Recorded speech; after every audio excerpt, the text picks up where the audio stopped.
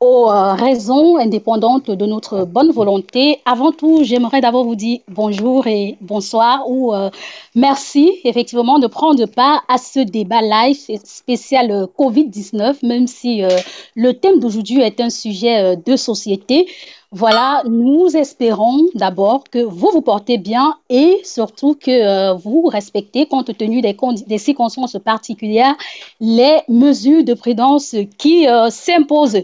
Voilà, vous devez le savoir, le débat d'aujourd'hui porte justement sur la question de la soumission de la femme africaine dans le mariage. Et pour en parler, nous avons trois invités. Le premier est le pasteur Samuel Christian Tondier, qui est pasteur de Bethel International Church de la Norvège. Pasteur, bonjour et merci de prendre part à ce débat. Bonjour.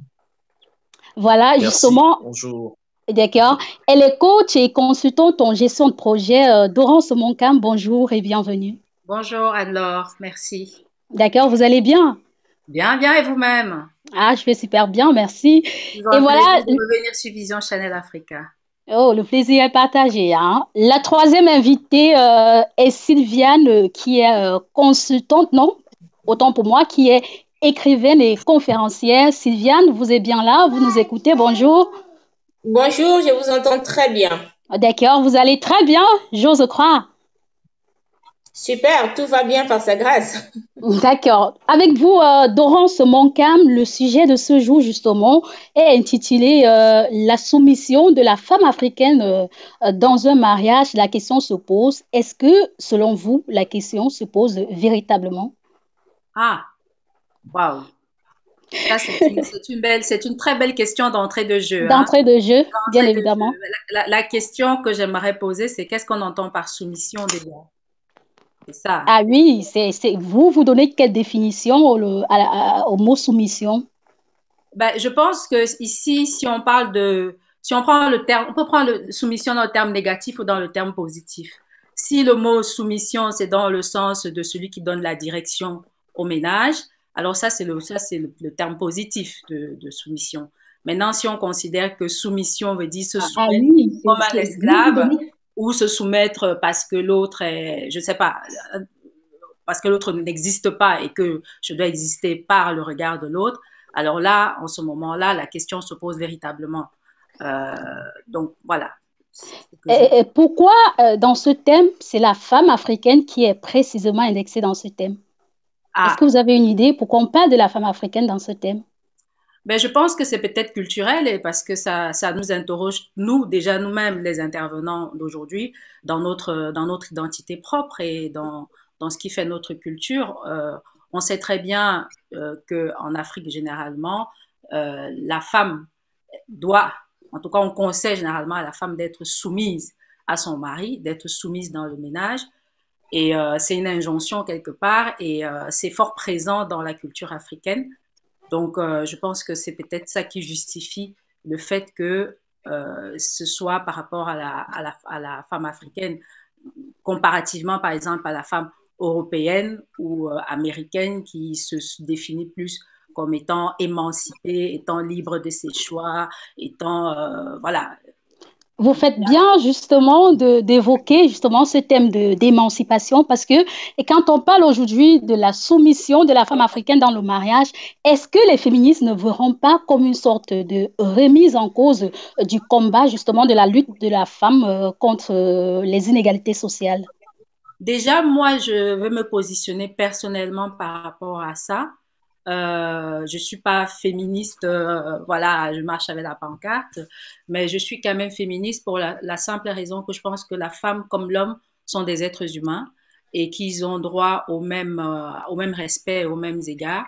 Donc, dans ce sens-là, je pense que c'est hommes et femmes sont égaux en droit. Ceci dit, je pense que hommes et femmes sont différents. Et donc, je pense qu'il faut pas il faut pas, pour moi personnellement, tomber dans le piège de l'égalitarisme. L'homme c'est l'homme, la femme c'est l'homme, la femme c'est la femme. Donc chacun doit avoir sa position et se compléter. On est dans une complémentarité et non dans une opposition et dans une égalité. Tu fais comme moi, je fais comme toi. Je pense que là, on tombe un peu dans un piège et alors la société arrive alors, en tout cas dans les ménages ou dans la société, on arrive à une position où la société, où le couple est, est dans un ring de boxe, en fait, où je te montre que je suis plus fort que toi tu me montres que tu es plus fort que moi, et on verra qui va gagner. Et alors, on perd la douceur, on perd la féminité, on perd la finesse que peuvent avoir les femmes et que les hommes recherchent aussi. Donc, je pense que c'est le débat aussi de ce côté-là, égalité homme-femme, c'est égalité en droit, pas en... D'accord. Et donc, vous militez justement pour une sorte d'égalité dans le couple, c'est bien ça? Je milite pour que on s'écoute. D'accord. Je milite qu'on s'écoute. Ça, c'est le terme le plus important. De plus approprié, d'accord. Voilà. Pasteur Christian, le thème soumission, justement, on le sait, tire son origine de la Bible où Dieu donne l'autorité à l'homme en lui demandant, en le désignant comme le chef de famille, avec à l'application un verset qui dit que les femmes, je cite très précisément, que les femmes soient soumises. D'abord, pour vous, comment se traduit cette soumission? Bonsoir à tous et à toutes. Bonsoir. La soumission, comme l'a dit Dorance, doit être mise dans un contexte précis. Parce qu'en arts martiaux, lorsque tu soumets quelqu'un, tu le domines pendant le combat. Eh bien oui, s'il vous plaît, je ne vous coupe pas, mais la soumission dont il est question dans la Bible parle justement de quel genre de soumission? On parle justement de quel genre de Exactement. soumission dans la Bible? J'étais en train de venir à ce point-là. J'interviens ici en tant que pasteur. Donc, je vais tirer ma définition de la soumission de la Bible. Et sans toutefois essayer d'évangéliser ou quoi que ce soit. D'accord. Dans le livre d'Éphésiens 5, Éphésiens 5 nous dit au verset 20, rendez continuellement grâce à Dieu le Père pour toutes choses au nom de notre Seigneur Jésus-Christ, vous soumettant les uns aux autres dans la crainte de Christ. La soumission, d'un point de vue chrétien, étant donné qu'il est demandé à tous les chrétiens de se soumettre les uns aux autres, Aux autres. la soumission ici est mise pour soutien, support. Soumettez-vous les uns aux autres. Dans une communauté normale, les gens sont supposés se soumettre les uns aux autres. Mais dans le contexte précis de la femme, Du mariage? en général, et du mariage en particulier, il est écrit à la suite, femme, que chacune soit soumise à son mari, n'est-ce pas? Comme au Seigneur, car le mari est le chef de la femme. Et ça ne s'arrête pas à ça. Si tu t'arrêtes à le mari est le chef de la femme, il est normal que tu te dises pourquoi est-ce qu'il est le chef. Mais quand tu lis à la suite, il est écrit que le mari est le chef de la femme, comme Christ est le chef de l'Église, qui est son corps et dont il est le sauveur. Cela dit, le mari doit avoir une image. Le chef, c'est quelqu'un qui est le sauveur. C'est quelqu'un qui est le pourvoyeur, c'est quelqu'un qui est le protecteur. Et il est écrit ensuite, Marie, aimez vos femmes, que chaque mari aime sa femme, comme Christ a aimé l'Église. Et la façon dont Christ a aimé l'Église, c'est qu'il a donné, il est mort pour l'Église. D'accord. Donc, Et si on veut parler très concrètement? Pour expliquer le contexte maintenant de la soumission, parce que je voulais mettre les bases, soumission, ça veut dire soutien, support. Une femme soumise est une femme qui supporte son mari. Et ainsi, le chef, le mari qui est le chef n'est pas le boss, mais il est le leader. Parce que le boss est celui qui dit fais. Le leader est celui qui dit faisons comme ça. Et dans ce faisons comme ça, je ne peux pas le faire seul, sans soutien. Est-ce que tu peux m'aider à le faire? Donc, se soumettre, en fait, la question de la soumission crée un gros problème lorsque la femme pense que l'homme a le pouvoir de la soumettre. Et lorsque l'homme pense qu'il a le pouvoir de soumettre sa femme. Mais est-ce que ce n'est pas une sorte d'autorité de l'homme dans le mariage ou sur la femme, cette soumission? Non, non. Il est écrit, femmes, soyez soumises à vos maris. C'est-à-dire, mettez-vous en dessous, c'est-à-dire supportez, c'est-à-dire faites-le. Il n'est pas écrit, mari, soumettez vos femmes à vous, ou bien mari, dominez vos femmes. Non, femmes, soyez soumises. Ça veut dire que il y va de l'intention de la femme Ah, de d'accord. prendre cette position pour atteindre un but en commun. Tu vois, si on veut arriver à tel endroit et que j'ai besoin du support de ma femme pour qu'on y arrive, elle devra se soumettre pour Et que ensemble. comment l'homme, justement, doit-il se comporter dans ces cas-là pour Voilà, soumettre l'homme, sa comme je femme l'ai en dit tout à quelque sorte? l'heure, l'homme a pour but dans ce genre de façon de voir, de conception, de protéger sa femme, de l'aimer, de l'encourager, de l'entourer. En fait, il la protège parce que j'ai pris l'image il y a quelques jours sur une autre plateforme de l'arbre, la famille comme un arbre, en fait le couple comme un arbre. Et je disais, la partie la plus forte de l'arbre, c'est les racines. En réalité, le tronc n'est là juste que pour capter la lumière et envoyer des éléments au niveau des racines pour que la racine creuse et aille chercher encore plus d'eau. La femme est la mère, la femme est la reine, la femme c'est celle qui apporte la vie. Et donc sur cette image, je vois la femme comme au niveau de la racine de l'arbre. Et c'est elle qui puise avec toute la force que Dieu lui a donnée afin que la famille reste debout. Donc, une femme soumise est une femme forte. C'est l'image que j'ai prise. Et c'est pas une femme soumise n'est pas une femme dominée. Non, une femme soumise est une femme forte parce qu'elle a compris que elle doit prendre cette position-là dans ce contexte précis pour que ensemble on atteigne un but commun. D'accord, merci beaucoup. Sylviane, quand vous entendez aujourd'hui la soumission, que la femme doit être soumise dans le mariage, qu'est-ce que cela vous évoque? Alors, la soumission, comme disait tout à l'heure Dorance, il faut savoir la définition exactement. Mais sauf que pour moi, la soumission, c'est d'abord la base même de l'éducation de la femme africaine. La femme africaine, quand elle est née dans une famille, on nous apprend déjà à respecter les aînés. Donc, quand on voit la plupart de couples africains, l'homme est forcément plus âgé que la femme. Donc, en partant déjà sur cette base-là, on a une soumission que nous avons acquise déjà pendant notre enfance, lorsque nous étions encore enfants, excusez-moi, chez les parents. Alors, cette soumission, on l'applique dans un foyer lorsque l'homme remplit les conditions. Lorsqu'un homme remplit les conditions, ça veut dire tout simplement lorsqu'il joue son rôle de leader dans le foyer. Une femme soumise, c'est une femme qui est aimée. La Bible nous dit que Dieu a tellement aimé l'Église qu'il a donné son Fils. Or, la Bible nous dit, le pasteur ne va pas me contredire là-dessus, que Marie, aimez vos femmes, soyez soumises. Donc, il y a comme une sorte de condition selon moi.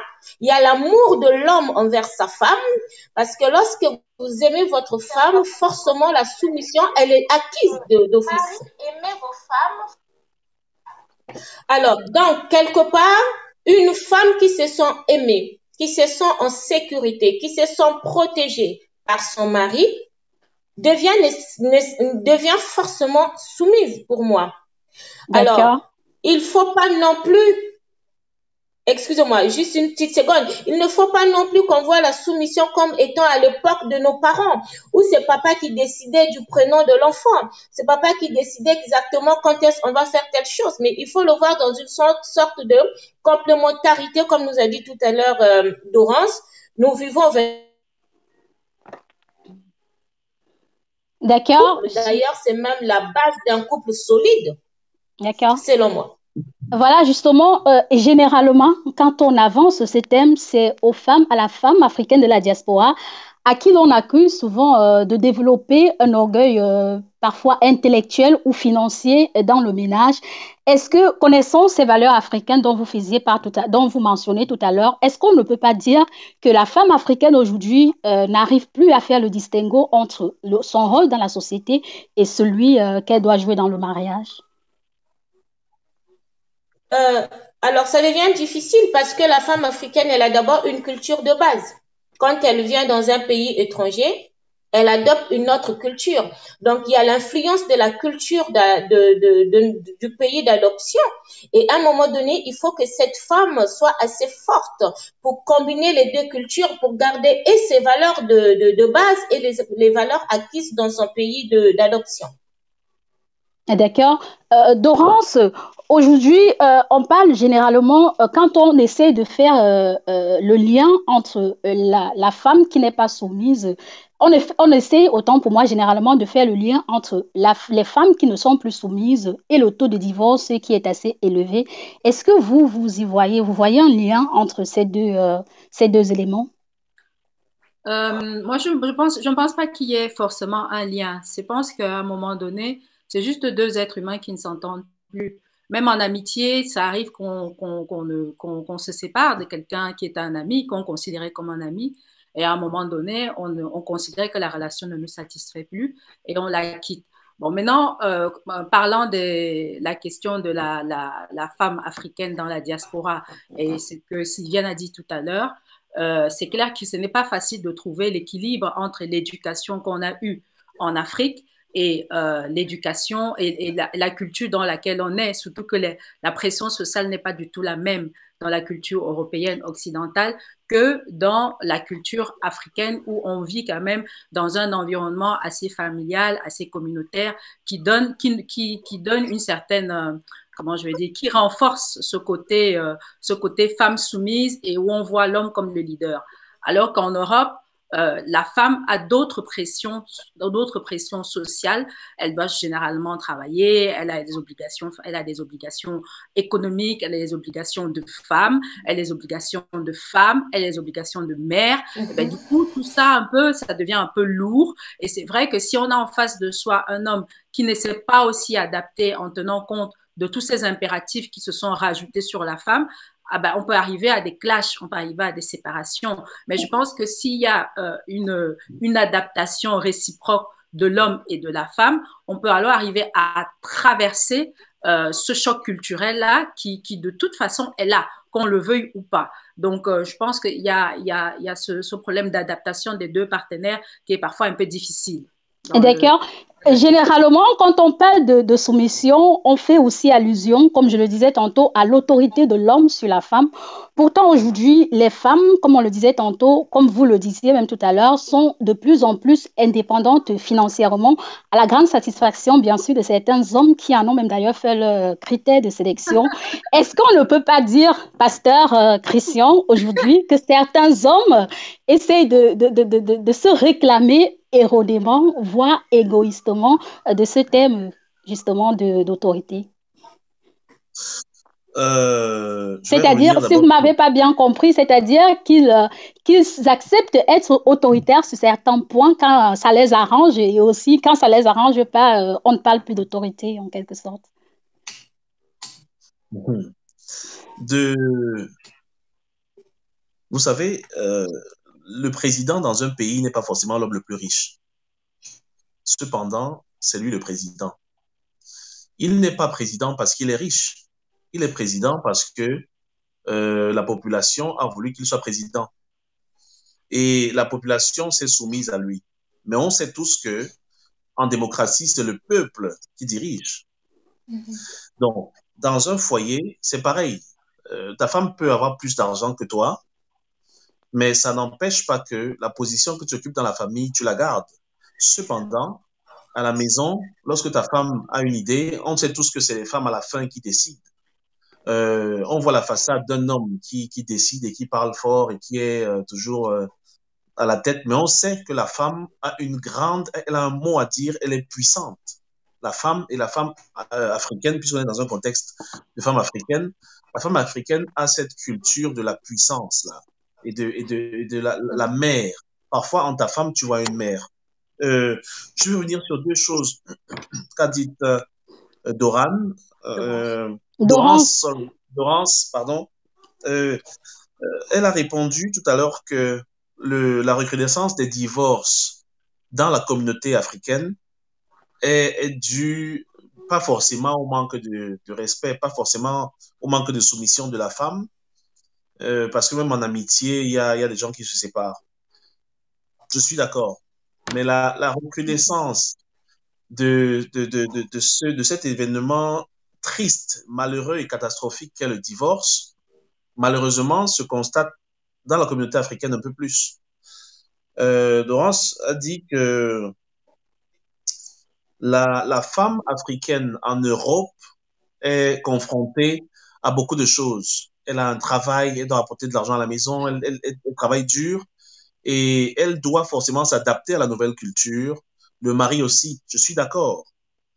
Cependant, je me dis qu'en Afrique aussi, les femmes travaillaient. En Afrique, il y a des femmes qui travaillent. C'est pas parce qu'elles n'ont pas un bureau, elles n'ont pas de voiture ou de sac à main, de secrétaire, qu'elles ne travaillent pas. Elles ont des champs, elles ont des commerces, elles vendent, elles Qu'est-ce ramènent qui de fait l'argent à la donc maison. problème aujourd'hui? Qu'est-ce qui fait qu'il y C'est ait autant de pour divorces moi, aujourd'hui? Non, je n'ai voilà, pas dit voilà, que je vais réagir par rapport à ce que le pasteur a dit. Oui, vous le Je n'ai laissez pas dit, terminer je n'ai d'abord. pas Vous le dit, laissez terminer. Il n'est pas arrivé. Vous le laissez terminer. Après, vous allez réagir. d'accord. Je rappelle à tous ceux qui nous regardent dans l'instant que vous pouvez aussi appeler pour voilà, nous faire part de vos avis sur la question directement. Voilà, pasteur, nous vous écoutons. Laurence est en train de sortir. Euh, je voulais dire, ce qui se passe, c'est un problème de culture. C'est un problème de culture parce que la femme africaine qui a pour modèle de réussite la femme occidentale libérée, a tendance à voir sa réussite à partir du moment où elle ressemble à la femme européenne libérée, présentée à la télé. Et ne se rendant pas compte que parmi les femmes qui existent sur la Terre, elle est l'une des plus influencées. Parce que lorsque tu regardes la femme en comparaison aux femmes de l'Asie ou aux femmes qui viennent du Moyen-Orient, je parle des femmes musulmanes qui gardent leur burqa. Je OK. parle des femmes qui viennent d'Amérique du Sud, les Mexicaines, qui sont vraiment toujours à supporter leur mari malgré la difficulté et tout. Et quand le succès arrive, elles gardent cette position. Je me dis, nous avons à gagner à garder notre culture beaucoup plus forte que l'endroit géographique dans lequel on se trouve. Et je crois que c'est ça le problème qui dérange nos sœurs à un moment. Je crois que c'est ça le problème. Quand on parle de soumission au niveau de la famille, parce que c'est pas vraiment, comme elle l'a dit tout à l'heure, la cause principale des divorces. D'accord. Dorance, vous pouvez réagir, hein. Oui, je vais revenir sur un point que le pasteur a dit tout à l'heure en disant que en Afrique, les femmes travaillent aussi et que ça ne justifie pas le fait que la femme qui vit en Europe soit pas soumise à son mari. Je pense que le contexte n'est pas le même. Le contexte environnemental n'est pas du tout le même. En Afrique, généralement, il y a les tatas qui sont là, il y a les tontons qui sont là, il y a les cousines qui sont là. On n'a pas du tout la même pression qu'en Europe. Sociale. En Europe, la même pression sociale qu'en Europe. Ici, on est enfermé mari et femme. Donc, on n'a pas de sas. En Afrique, on a plusieurs sas de décompression. On a plusieurs sas où on peut se retrouver entre femmes. Par exemple, il y a les tontines, il y a les fêtes, il y a plein de choses qui permettent un peu d'évacuer les tensions qu'on peut avoir à l'intérieur de soi. Qu'on n'a pas nécessairement en Europe. Si on vit une tension, on revient à la maison avec et ça clash entre l'homme et la femme. Donc, je pense qu'on n'est pas du tout dans le même contexte. On n'est pas du tout dans le même contexte et c'est ça qui crée la difficulté fondamentale et qui fait qu'à un moment donné, les personnes se séparent. Donc, je pense que ce n'est pas le manque de soumission de la femme qui fait en sorte qu'il y ait des divorces. Je pense que c'est un problème d'adaptation. Et justement, vous avez parlé de culture. Il y a un problème de choc culturel. Et le choc culturel, si l'un et l'autre ne s'adaptent pas, il y aura un problème à un moment donné. C'est ça le truc. C'est que si un homme considère que la femme doit se comporter exactement comme quand elle était en Afrique, ben c'est pas possible. On est dans un contexte environnement, on est dans notre contexte et l'homme doit en tenir compte et dire, bah, écoute chérie, là c'est vrai que il y a telle chose qui va pas. Comment est-ce qu'on peut faire pour pouvoir arriver ensemble à? Mais généralement, l'homme, il va prendre une position de dire, c'est parce qu'on est en Europe, tu te laisses influencer, le pasteur l'a dit tout à l'heure, tu te laisses influencer par ces Européennes libérées. Donc, il y a toute une slave de critiques, de comparaisons qui n'est parfois pas raison, qui tombe et qui fait que finalement, la femme se sent alors oppressée parce que c'est l'homme qui doit la sécuriser. Tout à l'heure, Sylviane l'a dit, elle a parlé de sécurité. Toutes les femmes cherchent la sécurité et elles cherchent ça où? Elles cherchent ça auprès de leur mari, auprès de leur homme. Donc, si cet homme-là ne les sécurise pas déjà dans un environnement qui est hyper stressant, qui est le contexte occidental, bah, c'est difficile, alors on se perd en fait. Donc, c'est juste cette précision-là que je voulais apporter. Voilà, Sylviane, est-ce qu'on ne peut pas finalement dire que la question de la soumission, que c'est la question de la définition de la soumission qui fait problème compte tenu du contexte qui est bien entendu différent. Est-ce que cette définition ne varie pas justement aussi avec le contexte? Allô, Sylviane? On a perdu Sylviane? Voilà, on a perdu Sylviane. Je crois qu'elle va nous revenir. Oui, oui, ça bug un peu. J'ai un petit problème Voilà, de Wi-Fi. vous Vous pouvez m'entendez? juste reprendre la question, pardon. Voilà, Ça je buguait disais entre-temps. justement que est-ce que finalement le problème n'est pas la définition qu'on donne au terme Oh, soumission compte mince. tenu du contexte? Vous m'entendez? Allô, Sylviane? Voilà, le temps qu'elle nous revienne, je rappelle à toutes les personnes qui nous regardent que vous pouvez nous poser vos questions en ligne ou directement nous appeler pour nous faire parvenir votre avis sur la question. Allô, Sylviane, vous êtes là? Voilà, nous allons continuer avec vous, Dorance, et le pasteur Christian. Pasteur Christian, vous êtes avec nous? Complètement, je suis là. Voilà, justement, je disais tantôt, Dorance, pour revenir avec vous, puisque c'est vous qui parliez tout à l'heure, est-ce que finalement la question n'est pas la définition du mot soumission qui doit faire problème? Parce que on a tendance à se dire que voilà, la soumission, certains se disent que la soumission, c'est l'autorité de l'homme, d'autres penchent plutôt vers le respect.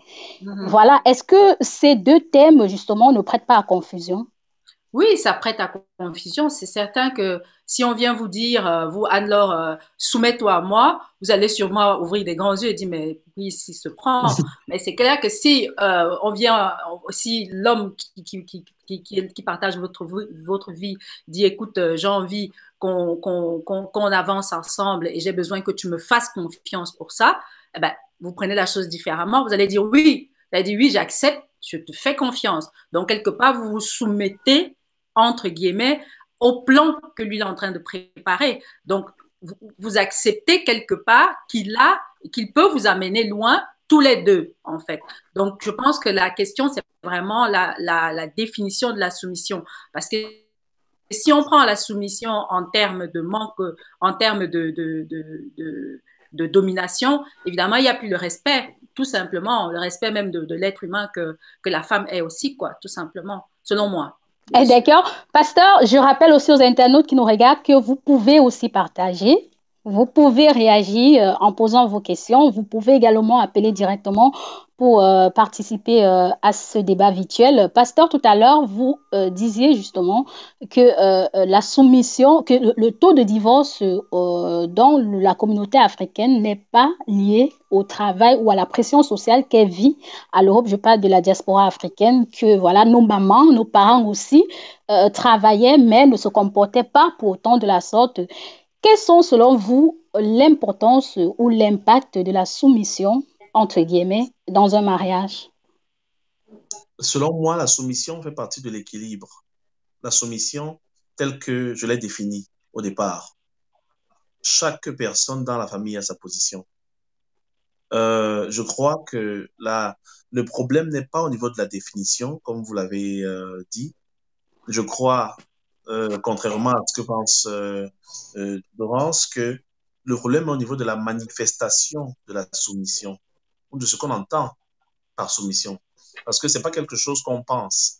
Si on prend le couple comme une équipe, dans toute équipe, il y a il y a, il y a, il y a un capitaine, il y a un gardien de but, il y a des défenseurs, il y a des attaquants. Je parle quand on joue dans une équipe de football, par exemple. Si un défenseur se retrouve en attaque, ce qui est sûr, c'est que lorsque les attaquants du camp adverse vont arriver, il n'y aura pas de défenseur. Le gardien sera exposé, il y aura but. Donc, on perd en cherchant à prendre la position de son coéquipier qui n'est pas la nôtre sur un terrain. Alors, la femme, qu'est-ce qu'un homme africain? Parce qu'on parle de la femme africaine. Comment la femme africaine se sent lorsqu'on lui dit soumets-toi? L'homme africain ne va pas dire à sa femme soumets-toi. De nature, nous sommes en tant qu'hommes dominants, comme sur certaines pages, on parle des mâles dominants. Les hommes africains sont connus ainsi dans le monde entier et d'ailleurs très prisés pour leur capacité à être dominants. Une femme africaine qui n'a pas un mari qui est dominant, qui est un homme, va lui dire tu n'es pas un homme. C'est quoi le mâle dominant pour vous? Pour vous, le mâle dominant, c'est quoi? Le mâle dominant, c'est cet homme, excusez-moi, c'est une expression qui me fait rire parce que j'ai un ami qui s'appelle le Warman et qui aime beaucoup prononcer cette phrase qui énerve beaucoup de filles. Le mâle dominant, c'est un homme qui est responsable, fort et qui n'a peur de rien. Le mâle dominant, c'est comme un roi qui a besoin d'une reine à côté de lui, qui va lui dire, ça, on va s'en sortir, je te soutiens, je te supporte. Le problème vient du fait que la femme africaine qui a découvert la lumière ou la pseudo-lumière se met à voir les limitations de son mari, se réalise que, en fait, il n'était rien. Et elle n'a pas réalisé ça depuis le début. L'homme, le mâle dominant n'est pas l'homme fort qui domine. Non. Il est l'homme fort qui aime et qui protège. Et l'homme est dominant lorsque sa femme est soumise. Vous avez dit qu'une femme va être soumise quand un homme va l'aimer. Mais je dis que l'amour de l'homme augmente quand la femme est soumise. Et c'est pourquoi, je ne sais pas pourquoi, mais j'ai l'impression que je n'arrive toujours pas à comprendre la définition que vous donnez au terme soumission, parce que tout à l'heure, au départ, vous me disiez que voilà, la soumission, c'est le respect mutuel, mais là, en vous entendre, on a comme l'impression que votre soumission fait lien ou fait rapport à la femme qui est soumise vraiment, qui est dominée par l'homme en quelque sorte, c'est ça? Je peux rapidement me corriger ou Ah bien me oui? faire chercher à me faire comprendre. Oui, nous vous écoutons. La femme soumise, je l'ai dit, n'est pas la femme qui est dominée. Une femme soumise n'est pas une femme dominée. Une femme soumise est une femme qui a compris qu'en supportant son mari, ils vont réussir ensemble. Oui, pour parler très concrètement, quelle est l'attitude adoptée par une femme soumise? Pour parler concrètement, voilà, je prends un exemple terre à terre. Je rentre du travail et on m'a annoncé au travail que j'ai perdu mon travail. Je rentre à la maison et je trouve ma femme à qui j'annonce chérie, j'ai perdu mon travail aujourd'hui. C'est le 3e travail que je perds après. Pour cette année déjà, j'en ai déjà perdu 3. Une femme soumise ou bien une femme qui te supporte, si vous préférez l'expression ainsi, va dire, on va s'en sortir, j'ai encore le mien, tu te mets à chercher à gauche et à droite, ne t'en fais pas, on va s'en sortir, je suis là. Tu vois, je suis là et puis on va vraiment s'en sortir, je suis là pour toi. Tu es un mâle dominant. Tu as une femme soumise qui vient de te remonter le moral.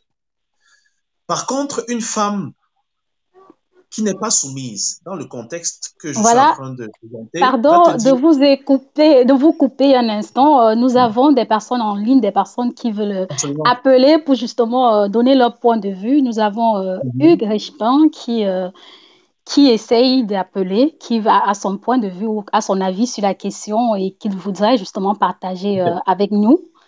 Je ne sais pas si il est déjà en ligne. Je sais pas.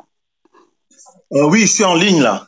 Voilà, allô, Richepin, bonjour et merci d'être merci d'être présent à ce programme. Dorance est là. Bonjour. Et je vous présente aussi le pasteur Christian Samuel. Alors, le pasteur. Christian. Bonjour, pasteur. Bonjour. Voilà. En fait, ça, c'est un excellent sujet en tout cas. Donc, quand j'ai vu que vous avez posté ça, je me suis intéressé à effectivement apporter, si je peux dire, ma vision des choses. Et pour moi, c'est même l'essence même de la vie. Parce que je vais un peu évoluer, j'espère, en me permettant dans le même sens que le pasteur. D'accord. En partant sur le fait que aujourd'hui, de nos jours, au XXIe siècle, lorsqu'on parle de soumission et qu'on a en face de soi une femme, ça fait toujours lever les cheveux de la femme parce qu'elle ne comprend pas. C'est comme si on entrait en dispute avec elle ou alors c'est comme si elle se prenait directement comme amoindrie du fait qu'on parle de soumission. Pourtant, Dieu, dans sa sagesse, Dieu, dans sa grande sagesse d'ailleurs, a bien pensé les choses et a bien établi les choses. Alors, la soumission de la femme est la base de, comment dire ça, est la base du succès de la femme. Merci. La soumission de la femme est à la base de son succès. Une femme qui comprend que sa soumission est à la base de son succès, c'est une femme qui va briller. C'est pourquoi d'ailleurs le monde a toujours dit derrière un grand homme se cache une femme. Mais on n'a jamais compris, on n'a jamais vraiment creusé pour comprendre ce que ça voulait dire. Ça ne voudrait pas dire que la femme est derrière, mais ça voudrait dire que c'est la femme finalement qui fait tout le travail. C'est la femme qui a tout le pouvoir. En fait, de quelle manière a-t-elle le pouvoir? C'est assez spirituel. Mais ce qu'il faut comprendre, c'est quoi? Dieu a établi, parce qu'on parle d'abord de l'institution du mariage, parce que c'est dans le mariage qu'on parle de la soumission. Donc, dans l'institution du mariage, quand Dieu a institué le mariage, il a demandé à la femme d'être soumise à son mari. Et qu'est-ce qu'il a dit à l'homme? Il a dit à l'homme d'aimer sa femme. Donc, les deux vont ensemble. La soumission de la femme génère fatalement l'amour du mari, ou du moins vice-versa, et ensemble. Et c'est dans cette mutualisation de ces deux éléments que je viens de citer que le bonheur s'installe. Mais voilà, ce qu'on remarque aujourd'hui... Ah d'accord, vous pouvez parler, vous pouvez continuer. Oui, ce qu'on remarque aujourd'hui, c'est qu'on a banalisé le mariage. Pour rebondir un peu sur ce que Dorance disait tantôt, on a banalisé le mariage. Le mariage est devenu comme, comme si on va acheter du pain à la boulangerie, quoi. Je viens de te rencontrer. Bon, pourtant, si on part un peu, on voit un peu au temps de nos grands-parents, etc., de nos ancêtres. Avant de se marier, il y avait un temps qu'on faisait pour les fiançailles, qui durait même 1 an, 2 ans, où la famille enquêtait. C'était vraiment digne d'un film policier, quoi. On faisait des enquêtes sur la belle famille, sur la personne. Ce qui fait qu'au bout du compte, lorsqu'on arrivait effectivement à valider la relation, on s'engageait véritablement dans le mariage. Et avec effectivement tout le cahier des charges que cela comporte, notamment cette soumission, qui est effectivement à la base... Pardon? D'accord, Richemont, je ne veux pas vous couper, mais ce que je veux comprendre, c'est comment la femme se soumet-elle en fait? Ça se manifeste comment la soumission? Simple. Parce qu'on dit tout le temps soumission, mais on ne sait pas exactement comment ça se manifeste. C'est dans le respect. C'est simple. La soumission de la femme, c'est dans le respect. Aujourd'hui, on a des femmes, les femmes qui veulent être au-dessus du monde, au-dessus de leur mari, qui veulent dominer avec toute la force. Pourtant, c'est dans son humilité qu'elle va tirer toute sa force et toute sa puissance. Dans son humilité. Et son humilité, c'est la soumission. L'humilité de la femme est sa soumission. C'est-à-dire que, je ne sais pas comment expliquer ça. C'est pourquoi je disais tantôt que est-ce que c'est pas le thème soumission, c'est pas le thème qui fait problème? Est-ce que voilà, on ne devrait pas plutôt parler de respect à la place de soumission ou la soumission a lieu? Parce que quand on essaie de définir ces deux thèmes-là, ce sont deux thèmes différents, hein, mais qui dans le contexte peuvent signifier la même chose, je veux dire. Ou bien oui, le respect est un mot, comment dirais-je, approprié, plus approprié dans ce cas-ci, dans le mariage. On doit plutôt parler du respect je vais prendre un exemple. De la soumission. Si vous permettez, je vais prendre un exemple. Voilà peut-être une femme qui veut peut-être faire des études et son mari n'est pas d'accord. D'accord? Hein, qui veut aller rentrer aux études, elle est mariée et son mari n'est pas d'accord qu'elle rentre aux études. D'accord? Une femme qui n'est pas soumise, qu'est-ce qu'elle va faire? Elle va s'entêter, elle va aller faire les études, même si son mari a dit non. D'accord? OK? Ça, c'est une femme qui n'est pas soumise, qui va s'entêter, qui va dire, je vais le faire, que tu le veuilles ou non. Elle n'est pas soumise du tout. Alors, une femme qui est soumise, comment est-ce qu'elle va agir? Elle va obtenir le résultat sans que ça ne froisse personne.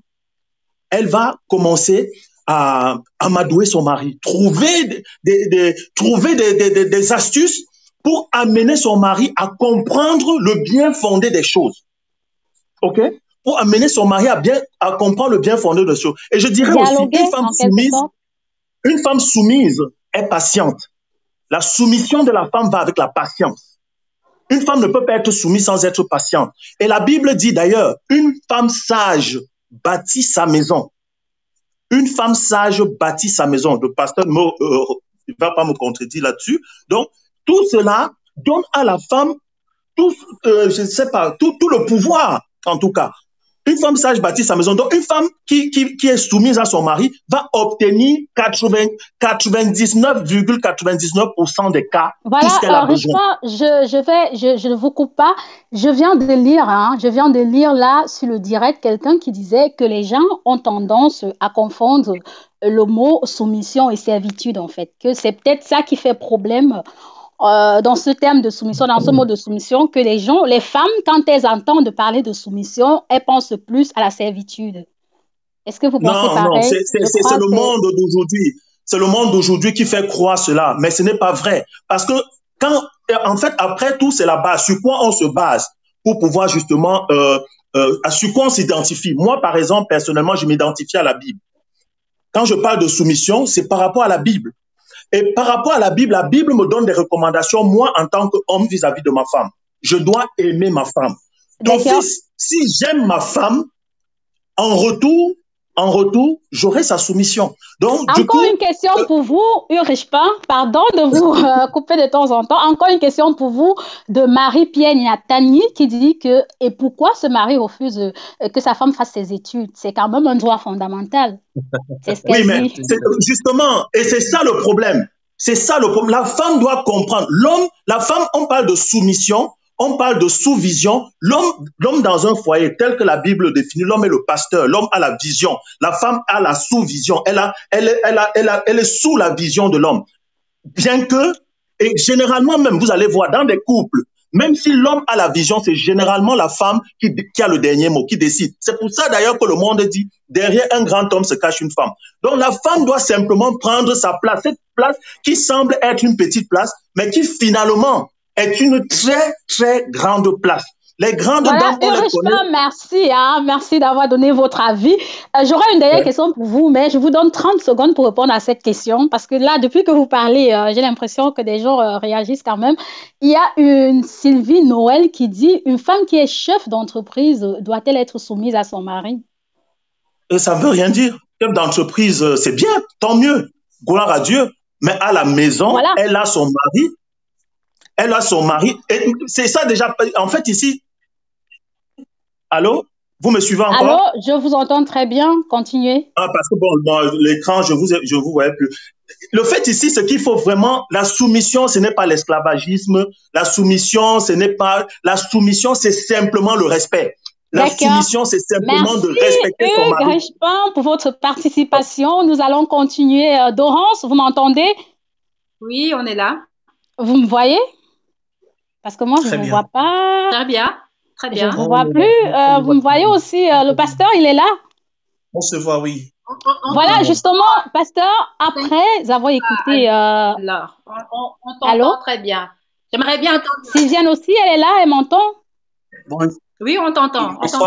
D'accord. La question, justement, je m'avais la posée au pasteur après avoir écouté cet internaute tout à l'heure, Ulrich Pan, qui vraiment développait, argumentait dans votre sens. J'ai bien envie de vous demander, est-ce que la femme doit être soumise uniquement à son mari ou à tous les hommes, même aux hommes de l'extérieur? Parce que l'internaute posait la question de savoir si une femme chef d'entreprise doit être soumise à son mari. J'irai plus loin en demandant si une femme chef d'entreprise doit être soumise à l'homme en général, parce que chef d'entreprise, c'est aussi faire valoir son autorité. Comment elle fait si elle doit être soumise à l'homme?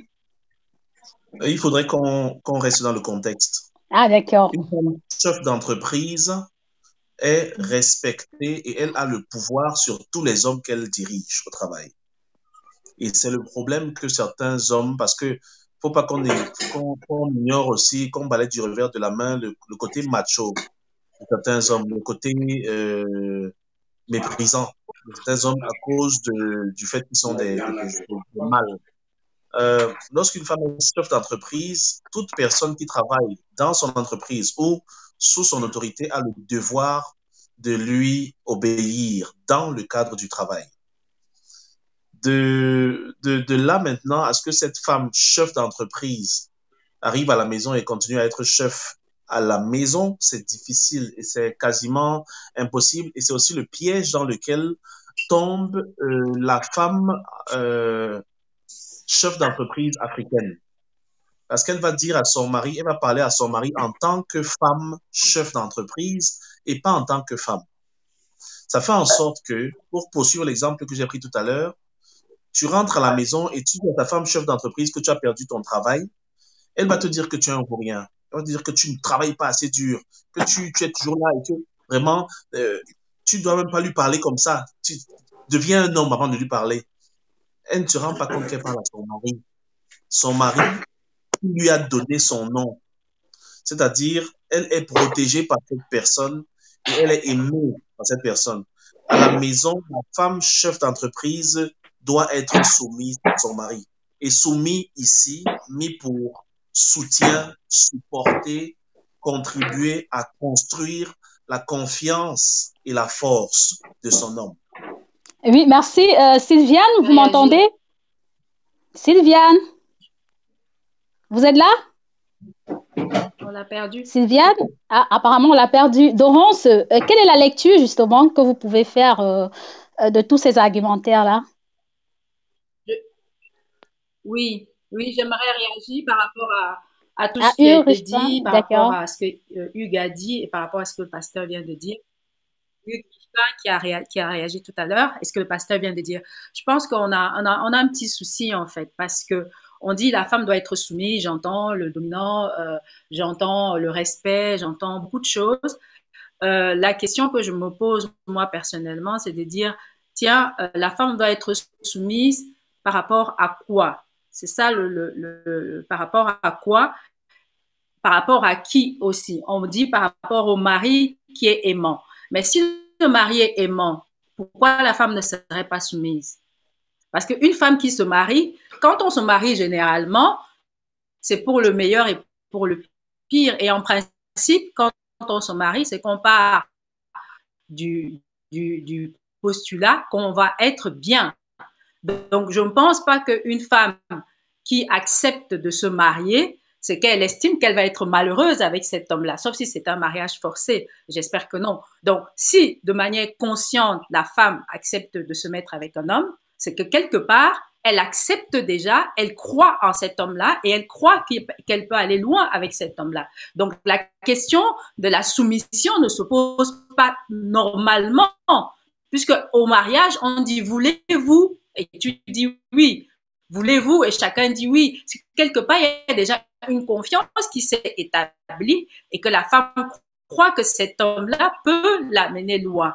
Maintenant, si dans le mariage, parce que toute femme a envie d'être sécurisée dans le mariage, elle a besoin d'être aimée dans le mariage. Et donc, je pense que si l'homme prouve par ses actes qu'il est aimant, il n'y a pas de problème de soumission. Et par rapport à l'exemple qui a été pris tout à l'heure, je sais bien que c'est un qui revient en disant « ouais, moi j'ai perdu mon travail pour la 3e fois ou pour la 4e fois et que la femme réagit de manière un peu chaude ou en ne soutenant pas ou en le rabaissant. J'aime beaucoup cet exemple parce qu'il dit bien que ça fait peut-être 3 ou 4 fois que le mari perd son travail. Si la femme réagit peut-être à chaud sur ce point-là, peut-être que le mari doit comprendre que la femme est peut-être insécurisée.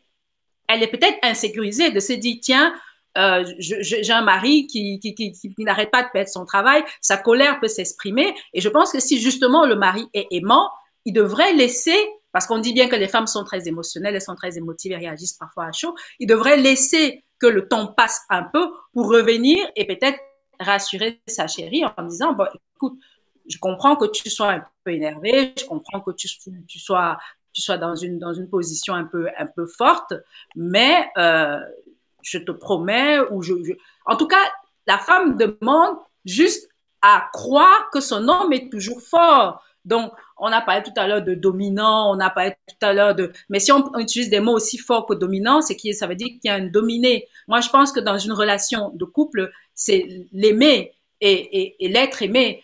Et je pense que c'est d'ailleurs, pour moi, ma lecture de la Bible, on parle de bien-aimé, on parle de l'amour qui supporte tout, qui accepte tout, mais c'est toujours dans un cadre bien précis d'amour profond. Donc, je pense que c'est important de bien revenir à la base. À un moment donné, on a dit oui. On a dit oui, pas pour être dans une situation de malheur, mais je pense dans une situation de bonheur. Donc, justement, je pourrais réagir par rapport à tout justement, nous avons une internaute, je crois, Émilie, qui parle des hommes complexés, Est-ce qu'il n'y a pas... Vous m'entendez? Moi, j'entends plus rien. Dorance, je vous entends très bien. Et moi aussi. Vous m'entendez? Voilà, pasteur, vous m'entendez? Très bien, je vous entends très bien. Voilà, justement, nous avons une internaute, Émilie, qui parle de la question des hommes complexés. Est-ce que effectivement, ce ne sont pas des hommes qui sont aussi complexés? Là, je t'entends maintenant. Vous m'entendez? Oui, je n'entendais plus, mais là, maintenant, j'entends. Oui. Ouais, okay. Voilà, justement, je parlais d'une internaute qui dit qu'il y a des hommes complexés qui voient justement le manque de respect dans tous les gestes de la femme, surtout, je sais que ça se passe surtout quand dans le cas où la femme occupe peut-être un poste de responsabilité supérieur à celui de l'homme. Est-ce qu'il n'y a pas aussi ce complexe qui peut justement émaner de cette position-là et se transformer en dispute non-respect dans le ménage? C'est à moi que vous posez la question? Voilà, à celui qui m'écoute. Pasteur, vous m'écoutez? Je vous écoute très bien. Je peux vous répondre. Oui, c'est à vous que je demandais si est-ce qu'il n'y a pas justement ce complexe de l'homme dans le ménage qui peut aussi... oui. Oui. Je peux répondre si vous m'entendez. Oui, allez-y. D'accord. Le complexe chez l'homme, le complexe s'installe, et je ne sais pas si vous êtes là, on s'est perdu apparemment. Non, allez-y. On vous entend, on vous entend. Allez-y, allez-y. Pasteur? Lorsqu'il se sent diminué, la seule personne qui a la capacité de démonter, de diminuer un homme, c'est sa femme, pour être honnête. Tu peux recevoir tout genre d'insultes à l'extérieur, tu peux être dénigré de toutes les façons, mais lorsque ta femme le fait, tu es démonté. Et j'espère que je suis toujours en ligne. Oui, vous êtes toujours en ligne. Et lorsque tu es démonté par ta femme, tu perds de ce qu'on appelle en anglais self-confidence. Tu n'as plus confiance en toi-même.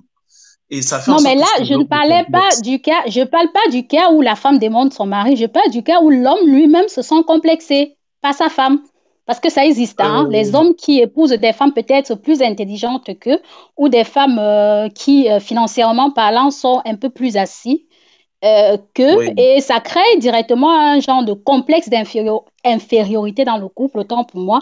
Est-ce que ça ne fait pas aussi problème? Est-ce que l'homme ne peut pas aussi, dans ce cas, voir le mal partout quand il se sent un peu en dessous de sa femme? Je crois qu'avant de se marier, il y a une période qu'on appelle les fiançailles. Et c'est pendant les fiançailles qu'on apprend à se connaître. Lorsqu'un homme se marie avec une femme avec un complexe d'infériorité, ce que je n'ai pas encore vu. Je n'ai pas encore vu un homme réussir à épouser une femme alors qu'il se sent inférieur à elle. Ou bien qu'il a ce complexe. Je n'ai pas encore vu, je n'ai pas encore rencontré. J'ai vu des couples, j'ai vu des parents, des vieux, j'ai uni des mariages. Je n'ai pas encore vu un homme qui, entrant dans le mariage, est complexé ou soit complexé. Ce que j'ai vu, par contre, c'est des hommes qui sont devenus complexés avec le temps. C'est des hommes qui ont été détruits et diminués par la façon dont les femmes, et parlant de la femme africaine, dont sa femme qu'il a amenée ou bien ils ont voyagé ensemble, la façon dont elle se met à lui parler, la façon dont elle se met à le comparer à d'autres hommes, la façon dont elle se met à lui dire qu'elle va le quitter, il se sent diminué et ça développe des complexes qui n'étaient pas là avant le mariage.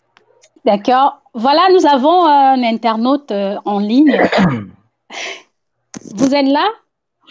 Oui. Vous appelez. Je rappelle aussi, j'interpelle aussi les femmes d'appeler, les femmes qui nous suivent. Vous pouvez aussi appeler pour nous faire part de vos avis sur la question. Appelez pour intervenir parce que depuis là, ce ne sont que des hommes qui appellent. Voilà, vous pouvez parler, Siaké. Justement, j'allais introduire en disant qu'il ne faudrait pas que notre sœur se sente frustrée, hein, parce qu'apparemment, je suis le troisième mâle qui appelle.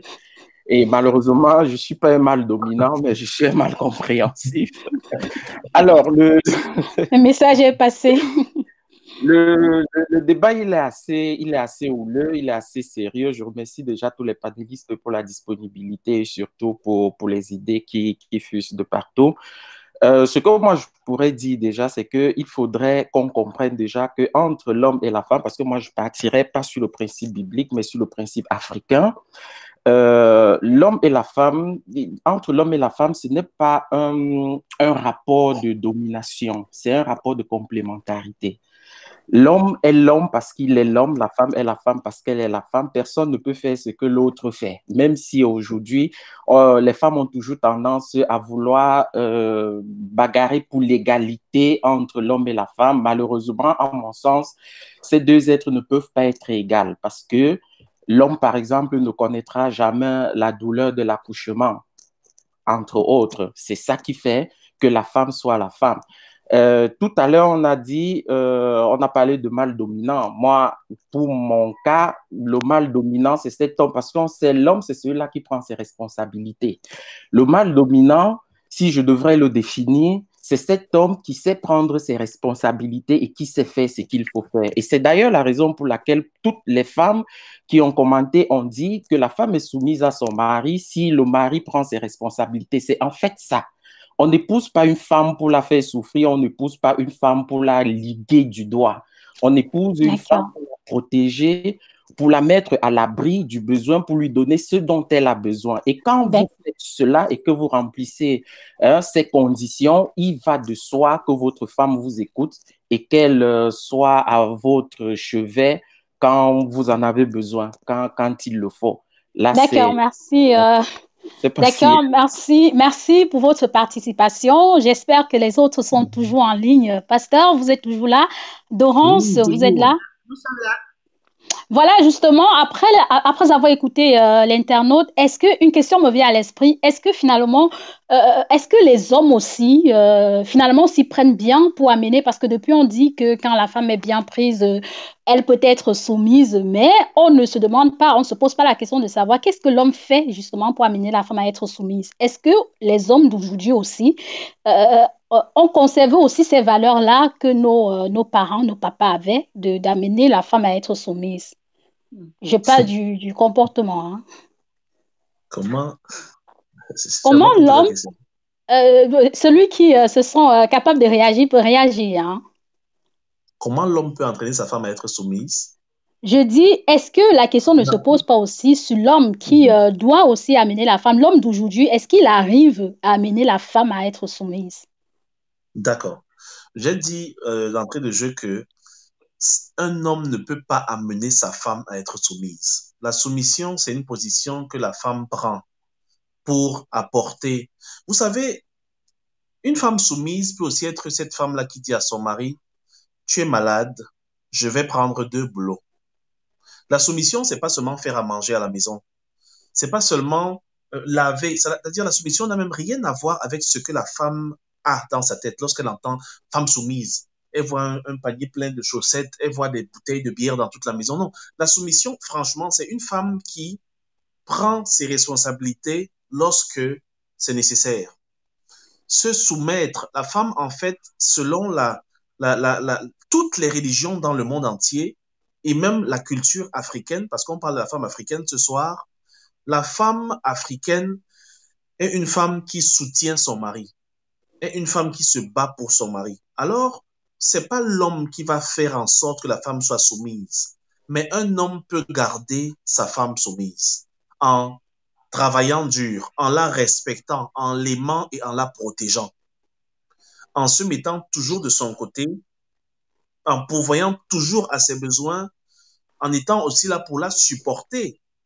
Là, Voilà, la femme reste soumise. Elle reste, d'accord. et par soumission, j'entends la position de la femme, qui est, la femme est la femme est un appui, la femme est un soutien, franchement. Et tout Oui, homme, je vois, pardon de vous couper, je vois des femmes réagir en commentaire depuis là, mais qui n'appellent pas.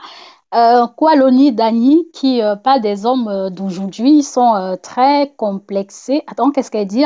Une seconde. Sont des bons jongleurs.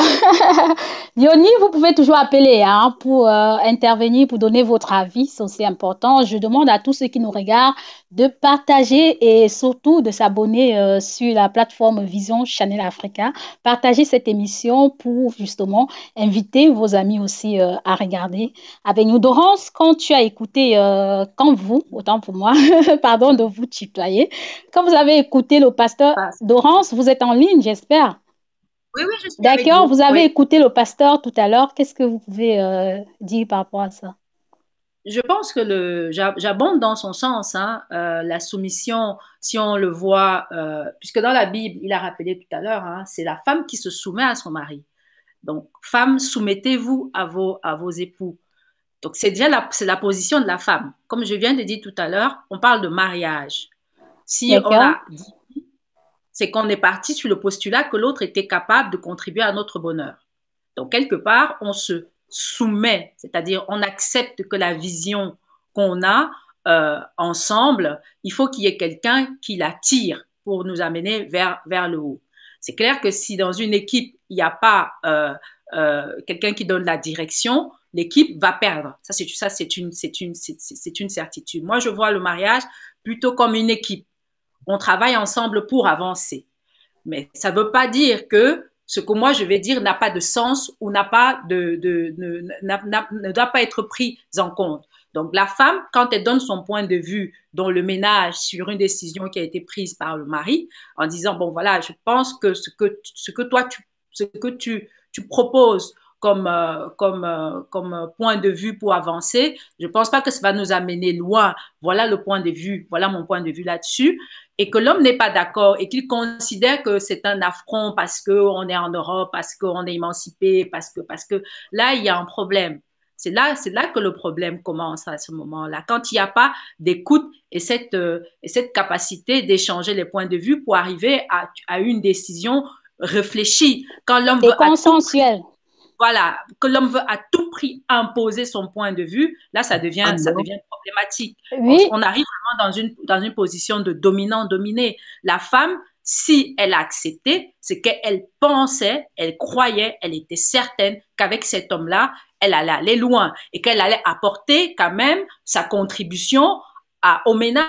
Si on épouse une femme juste pour la mettre dans un coin comme une armoire et que de temps en temps on nettoie un peu en disant tu es ma chérie, je t'aime et ne me dis rien, laisse-moi faire tout, eh ben, je pense que c'est un peu triste quelque part de vivre un mariage comme ça. Donc, et est-ce que vous pensez que dans les couples aujourd'hui, oui, pasteur, vous avez quelque chose à dire? Oui, j'ai à dire quelque chose quand même parce que je voudrais que reste dans le contexte de la femme africaine. Oui, justement, très important. Soumission, la femme africaine. Il faut qu'on observe quelque chose. Les femmes africaines ne sont pas les seules femmes à venir découvrir un nouveau monde.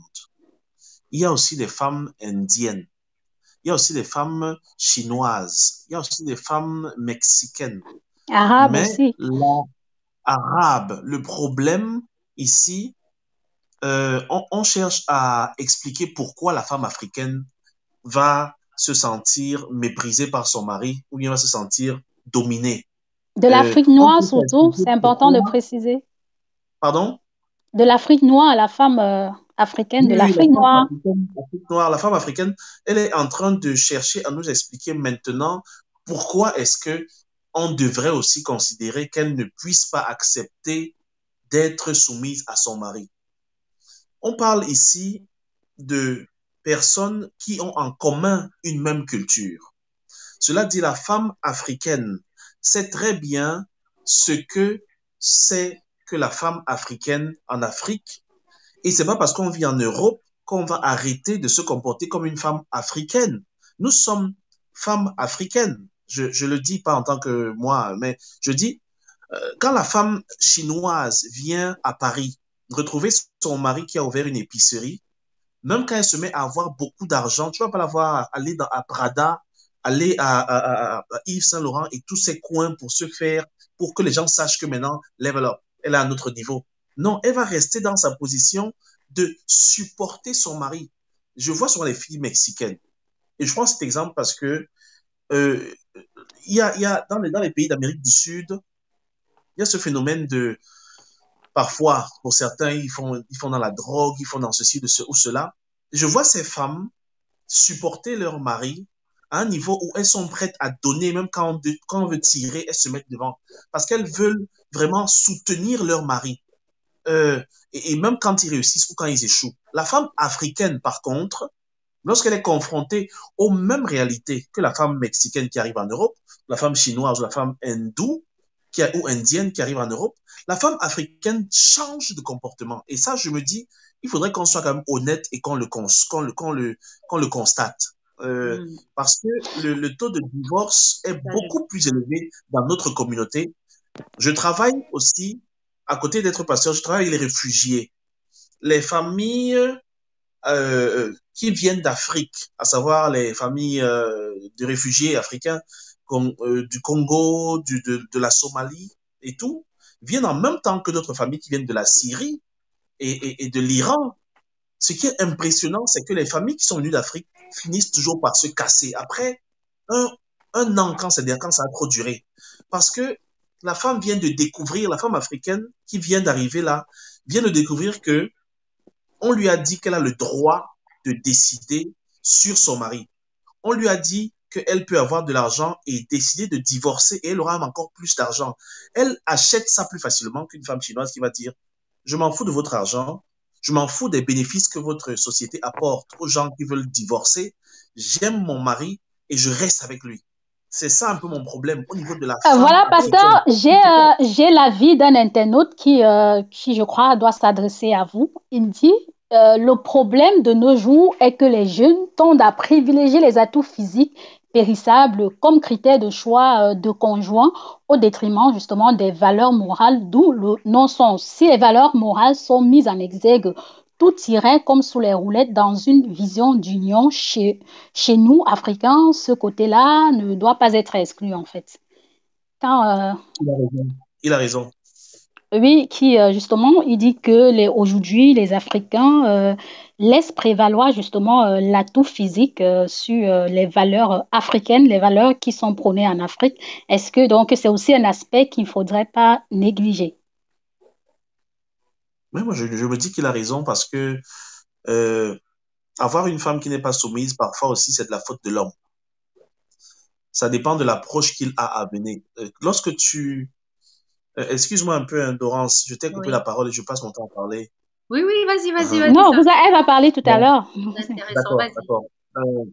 L'homme, lorsqu'il vient vers une femme, il vient pourquoi? Parce qu'elle a de belles formes? Est-ce que c'est parce qu'elle est bien élevée? Qu'est-ce qui t'attire chez une femme?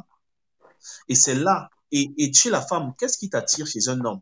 Parce que si une femme a été attirée par un homme parce qu'il avait beaucoup d'argent, parce que j'ai connu beaucoup comme ça, oh mon mari, il vit là-bas en France, il a beaucoup d'argent, il vient tout le temps avec l'argent et tout, il épouse, il dote, il fait tout. Quand la femme vient ici, elle se rend compte que son gars est un videur en fait, et qui n'est pas le directeur qu'elle croyait avoir épousé. Ensuite, elle arrive et puis les deux se mettent à payer ses loans, ses dettes qu'il prenait pour lui envoyer de l'argent. Ces femmes, en général, sont désillusionnées, dégoûtées et abandonnent leur mari. Pourquoi? Elles l'ont épousé parce qu'il était un chef d'entreprise. Les motivations. Et je dis souvent, le mariage échoue avant le mariage. Et le mariage est réussi avant. Parce que ce qui est construit autour du mariage, c'est ce qu'on appelle en anglais expectations, les espoirs. Je veux d'un mari, quelqu'un qui va m'acheter une nouvelle perruque toutes les 2 semaines, m'amener au cinéma dès qu'il y a un nouveau film, m'acheter la dernière voiture. C'est ça que j'attends d'un mari. Toi, ce que j'attends d'une femme, c'est une femme qui a les formes incroyables et qui est soumise en même temps. Alors, avant, quand tu veux te marier à cet homme qui te flash toutes ces choses, tu vas jouer la soumise. Et toi qui veux épouser cette femme, tu vas jouer le riche. Lorsque vous allez vous mettre ensemble, ça va clasher parce que la vérité va sortir. Le plus important pour avoir des couples réussis en Afrique, c'est la vérité. Et c'est pour ça que, sans toutefois vouloir donner raison à nos parents qui organisaient les mariages entre les enfants, et ces mariages réussissaient, je crois qu'il faut quand même regarder dans ce sens où les gens se connaissaient, on connaissait bien les familles, on savait que cette fille sort de telle famille, cet homme sort de telle famille, on veut qu'ils soient ensemble. Et c'est pourquoi justement, je vous coupe pas, c'est pourquoi justement je demandais tout à l'heure que est-ce que la question finalement n'est pas liée à l'éducation de la jeune fille africaine de nos jours? Allô? Oui. Vous m'entendez?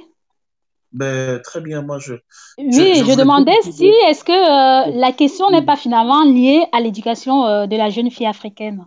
Parce qu'on parle des valeurs africaines qu'il faut conserver. Est-ce que la jeune fille africaine aujourd'hui reçoit encore ces valeurs-là de ses parents?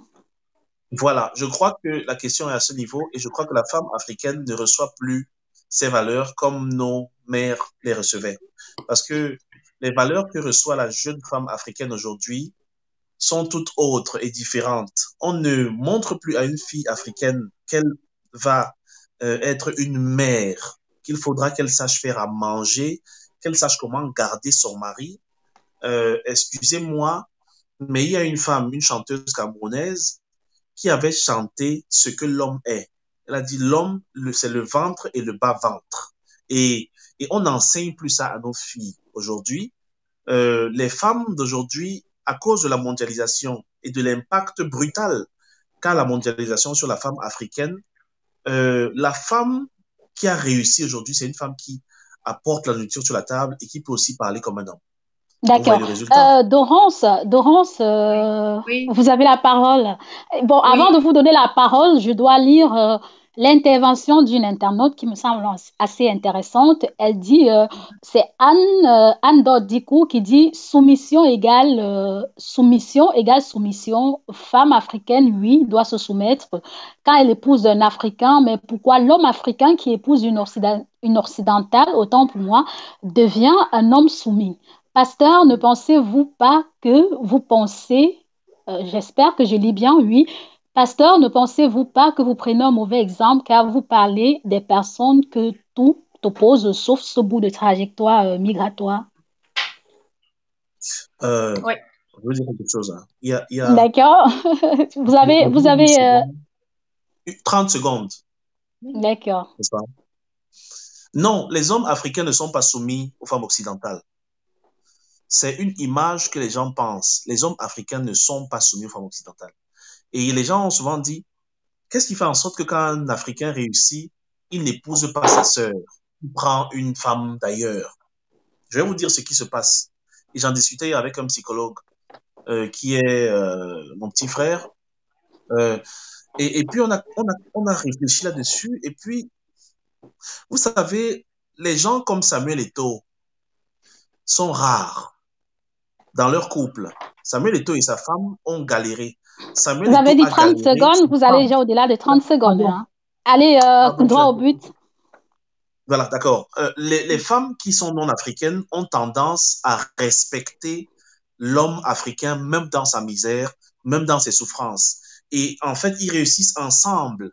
Et c'est au moment de la réussite qu'on voit souvent éclore l'homme africain. Pourtant, quand il était dans la galère, on n'a pas vu la femme qui était non africaine. Par contre, nos sœurs ne sont pas attirées par des Africains qui n'ont pas le succès. On veut tomber sur quelqu'un qui est déjà accompli. Et c'est ça le problème de la femme africaine. Voilà. D'accord, merci merci pour cette réponse. Nous allons prendre Dorance. Oui, Dorance, je vais pardon, réagir. avant de vous donner la parole, je sais, vous avez tellement de choses à dire, mais avant de vous donner la parole, nous avons une internaute qui souhaiterait réagir en ligne. Je crois qu'on va d'abord lui donner la parole avant de Oui, revenir bien sûr. vers vous. Elle est là, l'internaute? Allô? Allô? Il semble que peut-être elle a un souci de connexion. Voilà, Dorance, vous pouvez parler, hein. Voilà, il y a plusieurs points sur lesquels j'aimerais réagir sur ce que le pasteur. Naturellement. Peut-être je vais en oublier quelques-uns, mais une des choses que j'ai remarquées dans les propos du pasteur et que je trouve dommage, de mon point de vue, c'est de rester dans c'était mieux avant. Oui, bien sûr, c'était toujours mieux avant, mais on ne peut pas revenir avant. On est au présent et il y a le futur. Et le futur aujourd'hui, c'est que on vit dans un monde qui est fortement mondialisé, brassé, et ça crée de toute façon des différences, des modélisations dans notre tête différentes. Et je pense que la difficulté vient du fait que l'homme africain qui vit dans la culture occidentale veut façonner, veut mouler la femme africaine d'ici comme la femme africaine qui vit en Afrique. Or, je pense que on est aussi défini par son environnement. Et je voudrais revenir aussi sur le fait de soumission. Si on prend le mot soumission dans le sens et qu'on le découpe en deux, il y a sous et il y a mission. Donc, quelque part, la femme se met sous la mission de son mari. De son Donc, mari. si l'homme n'a pas défini déjà la mission qui a été, il ne présente pas la mission qu'il a du couple, comment voulez-vous qu'une femme se soumette à cette mission-là? Je prends par exemple le cas de l'exemple qu'il a pris en disant oui, ils ont galéré ensemble, la femme veut que tu aies acheté la perruque tout le temps, ou des exemples assez qui se ramènent au matériel. Si c'est la mission que l'homme a donnée, donc l'image, la vision, la mission que l'homme a donnée par rapport au couple, c'est normal qu'à un moment donné, la femme ne se soumette plus. Puisque si l'homme lui a vendu ce rêve-là, cette manipulation-là, pour avoir cette femme-là, et qu'à un moment donné, la femme ouvre les yeux et qu'elle se dit, mais tiens, finalement, je me rends compte qu'il m'a joué et qu'il m'a raconté un peu des salades et que ça ne tient plus, c'est clair qu'à un moment donné, ça peut créer une frustration. Parce que comme je l'ai dit, de toute façon, quand on se marie, on dit oui de part et d'autre. Donc, quelque part, il y a eu le oui de la femme. À un moment donné, elle a accepté de se soumettre. Mais si déjà il y avait un faux par rapport à la mission que l'homme donnait au couple, c'est normal qu'à un moment donné, ça crée des clashs et qu'on arrive à des divorces. Ça, c'est une chose. La deuxième chose, c'est qui me dérange aussi, c'est qu'on a l'impression que la femme africaine, c'est elle qui a tous les tares et que les Africains qui vont épouser les femmes européennes ne sont pas, ces femmes européennes-là sont soumises à ces hommes africains-là. Je ne pense pas que ce soit vrai. C'est peut-être vrai, mais c'est pas systématiquement vrai. Je pense plutôt que le problème, c'est une question de mission du couple. Comment est-ce qu'on a défini la mission du couple? Si on pense que la femme africaine doit être celle qui, justement, fait la vaisselle, s'occupe des enfants, travaille en même temps, s'occupe de son mari, tout ça, on a une Wonder Woman alors en ce moment-là. Et elle existe quand? Elle existe quand, cette femme-là? Elle n'existe pas en fait finalement. Donc la femme doit complètement s'oublier pour être au service de tout le monde sauf d'elle-même. Alors moi je pense que si on demande à une femme d'être celle-là et que c'est là qu'elle devient la femme africaine qui doit être soumise à son mari, alors là moi je dis que ça c'est un manque de respect de soi en ce moment-là. Et si on rentre dans un manque de respect de soi, alors là ça devient dangereux parce que on avale des frustrations, on avale on avale des insatisfactions Que veut dire qui plus exister, s'il vous plaît? tard créent des maladies, qui plus tard créent des dépressions, qui plus tard créent Nous ne vous entendons plus très bien. Choses Dorance? Que les femmes, finalement, acceptent. Et qu'est-ce qui se passe, c'est que tous ces il y a un souci avec la connexion négatif-là fait que quand il y a un élément déclencheur à l'extérieur qui donne une bouffée d'air à la femme, eh ben elle sort du mariage parce qu'elle s'est dit ouf, enfin je peux respirer, enfin je me sens Dorance. vivre, enfin je me sens, et on arrive à des taux de divorce qui explosent parce que justement il y a eu cette cassure, on a voulu faire de la femme africaine, parce qu'en disant qu'elle doit respecter les valeurs de l'Afrique, on a voulu faire d'elle une Wonder Woman, en oubliant qu'elle reste humaine, qu'elle a besoin de vivre, elle a besoin d'être aussi elle a besoin d'être femme, et elle a besoin, pour être femme aussi, d'avoir le regard aimant d'un mari. Donc, c'est quelque chose sur lequel j'aimerais quand même... Allô, Dorance, vous nous entendez? Oui. Oui, nous avons, je pense, une internaute en ligne. Oui. Nous avons une internaute en ligne. Anna? Oui, vous m'entendez? Pasteur?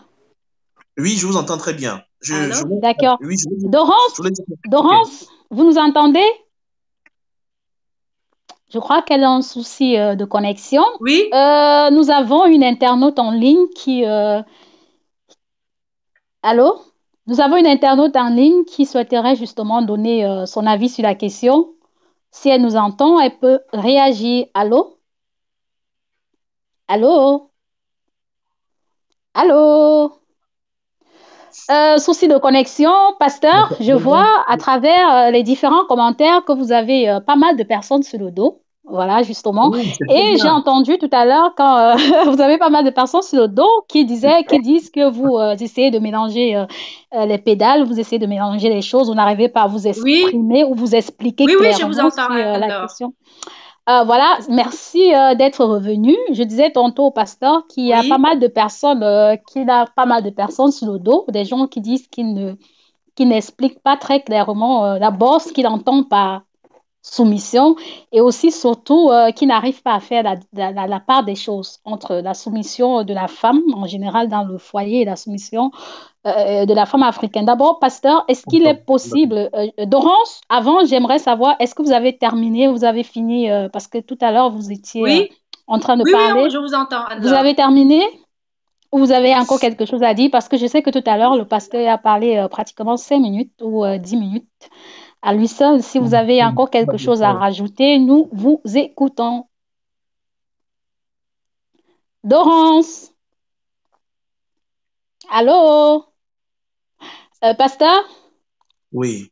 Oui, vous avez la parole. Apparemment, Dorance a un souci de connexion. Je crois que j'ai été clair depuis le début de l'émission. Oui, Dorance, vous nous entendez? Allez-y, pasteur. Désolé. Voilà, je crois que j'étais clair depuis le début de l'émission où je définissais la soumission de la femme comme le fait qu'elle doive être celle-là qui apporte son soutien à l'homme. Et apporter son soutien, c'est sur le plan moral, sur le plan financier, sur tous les plans. Elle doit apporter son soutien. Et c'est ça, être soumise à son mari. Mais aussi être capable de l'écouter lorsqu'il donne une ou deux directives. Être capable d'accepter qu'elle n'a pas raison. Et ça, je le dis parce qu'on parle de la soumission de la femme africaine. On ne parle pas ici du rôle de l'homme. On ne parle pas du rôle du papa ou de la maman. On parle de la femme africaine, la femme africaine mariée. C'est de ça qu'on parle. Donc, j'insiste là-dessus. Et on ne peut pas parler de soumission de la femme si on ne parle pas du rôle de l'homme. C'est pour ça que j'ai essayé un peu de dire qu'un homme... il semble que nous ayons une internaute en ligne. 2 secondes, pardon. Si elle est là, il semble que nous ayons une internaute. Allô? Oui, allô, bonsoir. Allô, bonsoir. Bonsoir au panel. Bonsoir. Et merci déjà pour votre disponibilité. À un moment donné, j'ai perdu un petit peu le fil de la conversation, donc je vais continuer là où je me suis arrêtée. D'accord. Le thème de la soumission de la femme africaine, ça fait couler quand même beaucoup d'encre. J'aimerais qu'on reprenne, qu'on recentre le débat dans le domaine culturel.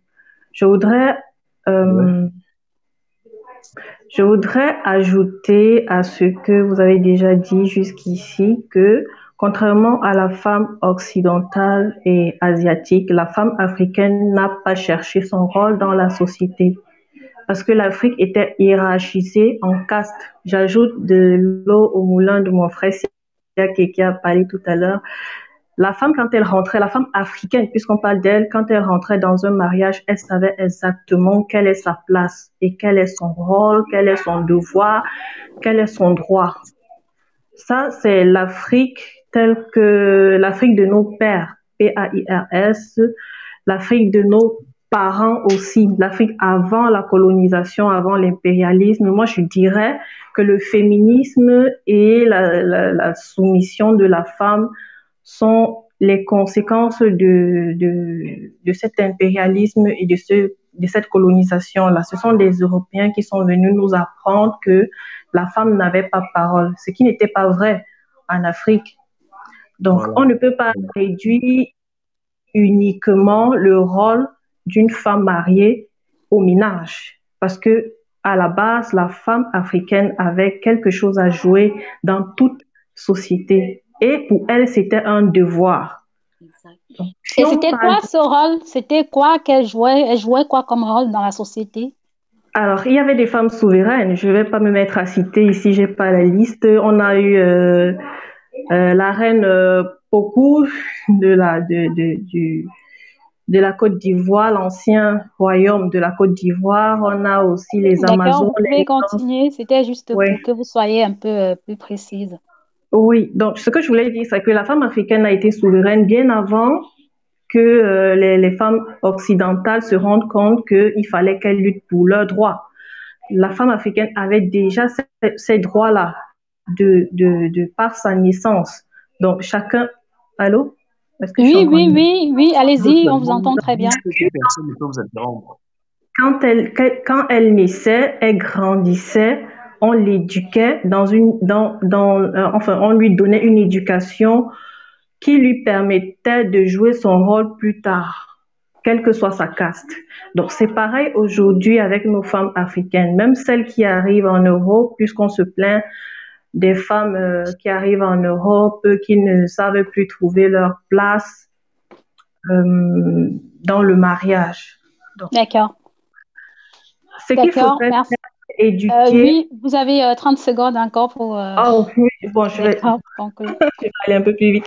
Donc, ce que je proposerais, c'est l'éducation, que ce soit de la femme ou de l'homme, parce qu'on ne peut pas uniquement dire à la femme, voilà, ta place à être soumise, ta place à être soumise, sans toutefois éduquer aussi l'homme, enfin lui enseigner quel est son rôle en tant qu'homme, enfin en tant que père de famille, en tant que chef de famille, en tant que mari. Comme a dit mon frère Siaki tout à l'heure, la place de la femme, enfin la femme a sa place et l'homme a sa place. Il n'y a rien à comparer, mais il faudrait que chacun reconnaisse quelle est cette place-là dans le mariage.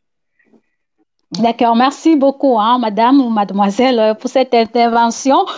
Dorance, vous avez écouté l'internaute tout à l'heure. Qu'est-ce que vous pouvez... est-ce que vous avez quelque chose à rajouter sur ce qu'elle a dit? Ben, je dirais qu'elle a tout à fait raison. C'est clair que le mariage, c'est la complémentarité. Je l'ai dit dès le début. On est complémentaires. Si on va dans une direction où on pense que la soumission, c'est la direction, c'est la domination, c'est l'asservissement, c'est l'esclavage, tous les mots que vous voulez, alors que je dis, le mariage devient alors un ring de boxe où chacun essaye de mettre l'autre KO, c'est-à-dire chacun essaye d'avoir le dernier mot. Or, c'est pas le but. Comme je me répète, soumission, c'est qu'il y a une mission, et quand il y a une mission, il y a une direction. Donc, je ne suis pas d'accord. On doit le faire. Pasteur, vous aurez l'occasion tout à l'heure de dire pourquoi vous n'êtes pas d'accord, mais en entendant, je crois que nous avons un internaute en ligne. Allô, s'il nous entend, il peut bien parler. Allô? Allô? Allô? Oui, Allô, oui, nous vous écoutons. bonsoir à tout le monde Bonsoir. et Bonsoir. très heureux voilà, de prendre la parole pour donner mon avis sur la question. D'accord, nous vous écoutons. Est-ce qu'on m'entend bien? Oui, Oui, très Très bien, bien. allez-y. Alors, moi, c'est Monsieur Kwebo et le sujet de ce soir, c'est un sujet vraiment passionnant et très vite, oh zut, Allô? on l'a perdu là. Allô? Allez-y, nous vous Allô? entendons. Allô? Allô, allez-y. Alors, je disais tantôt que c'est un sujet très passionnant, ok? Et si on doit si on doit vraiment retenir quelque chose de l'entretien qu'on est en train de vouloir avoir, on doit, comme dit un de mes pères, essayer de nous mettre d'accord sur nos points de désaccord. Et quand je dis d'accord sur nos points de désaccord, ça veut dire quoi? L'Africain a tendance c'est-à-dire à faire des débats comme ça, tout en éludant le passé historique, qui est pourtant là. Vous comprenez un peu. Alors, si vous faites un petit sondage en demandant à ceux qui sont là sur la, on va dire quoi, connectés avec nous, de quelle religion, par exemple, ils sont. Ils vont vous citer toutes les religions qui existent sur la terre, ok? Et si vous venez maintenant leur demander de quelle tradition vous êtes, alors chacun va se presser à dire je suis de tradition babileke, bassa. Non. Alors à la fin, je me dis, on doit rentrer, essayer de retrouver l'Africain authentique, ok? L'Afrique authentique que nous sommes.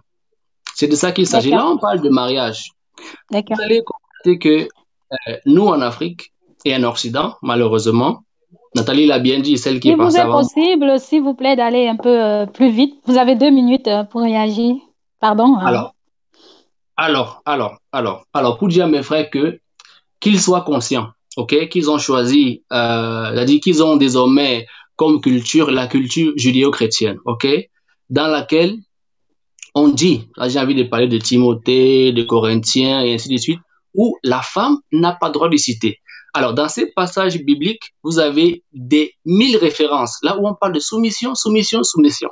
Je mets quiconque au défi de me dire, en sa propre langue, comment est-ce qu'on dit le mot soumission. Vous allez vous rendre compte que ce sera très difficile. Vous comprenez un peu. Ce que j'ai envie de dire surtout à mes sœurs, c'est que faites attention, vous allez vous rendre compte que la distribution des rôles sexués se fait généralement de manière inconsciente. Et aucun discours rationnel n'y changera rien du tout. Je dis bien D'accord, rien du tout. merci. Donc, battez-vous pour chercher l'équité et non l'égalité. Vous comprenez un peu? Pour D'accord. arriver à vos objectifs par vos propres, on va dire quoi? Par vos propres moyens. Moyen? Sinon que l'homme ne se bat pas, ne se marie pas pour être en bagarre chaque jour et la femme ne se marie pas pour être également en bagarre chaque jour. Et lorsqu'on dit oui, ce n'est pas oui pour la fête pour le moment, mais c'est oui pour tout ce qui viendra après. Désolé D'accord, pour merci pour votre intervention. Ok. C'est gentil. Vous appelez d'où?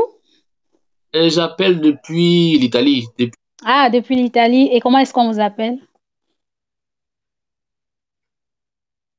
Allô? Voilà, il est parti. Allô? Ah oui, comment est-ce qu'on vous appelle? Ah, d'accord.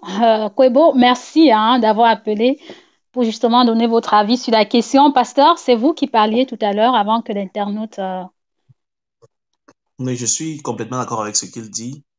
Et j'étais en train de dire que la femme, c'est pas nous qui disons la femme, soumets-toi à moi, mais c'est une position que la femme accepte. Ainsi, il l'a bien décrit, parce que j'ai insisté sur la femme africaine. On a failli se perdre un peu lorsqu'on parlait du Non, mariage de mais la on ne femme. se perd pas. Même au départ, je vous ai demandé pourquoi est-ce que précisément on évoque la femme africaine dans ce cas. Voilà. C'est pour ça que j'ai mentionné la culture. Et Dorance a dit qu'elle était un peu déçue de voir que je reviens sur le passé, que ça lui faisait un peu mal. Elle a dit que le mot soumission vient de sous et mission. Donc, il s'agit ici de la mission que le mari donne, mais le mot soumission vient du mot soumettre. pas de soumission qui est sous émission, mais de soumettre, c'est-à-dire mettre en dessous.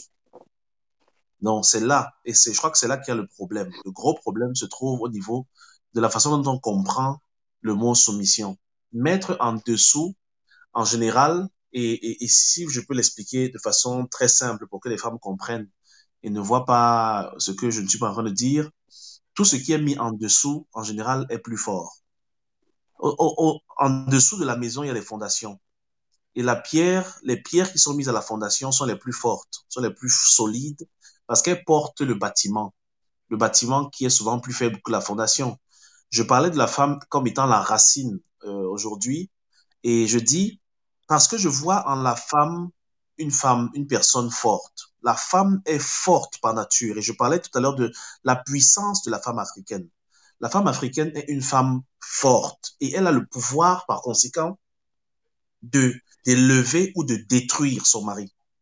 La plupart des couples qui ont réussi dans la diaspora, parce qu'on constate ce problème surtout dans la diaspora, sont des couples où la femme a gardé les valeurs transmises par ses parents en Afrique. Les couples qui ont échoué, les familles qui n'ont pas réussi à décoller ici en Europe, parmi les familles... Pasteur, pardon oui. de vous couper, nous avons une internaute, Nathalie Signé, qui dit « Soumettre, c'est mettre en dessous, contre Oui. volonté ». Non, c'est pas contre volonté. C'est pour ça qu'on dit femme, soumets-toi à ton mari. Je parle pas de la Bible. Dans nos cultures, ta maman va te dire que, hé, ma fille, écoute ton mari. Quand tu vas te marier là-bas, écoute-le. C'est dans notre culture. On ne force pas. La femme, quand tu acceptes, mon nom de famille, c'est Tonje. Quand j'épouse une femme et que je lui donne mon nom, déjà, qu'elle prenne mon nom, c'est un acte de soumission. Elle a accepté de porter mon nom.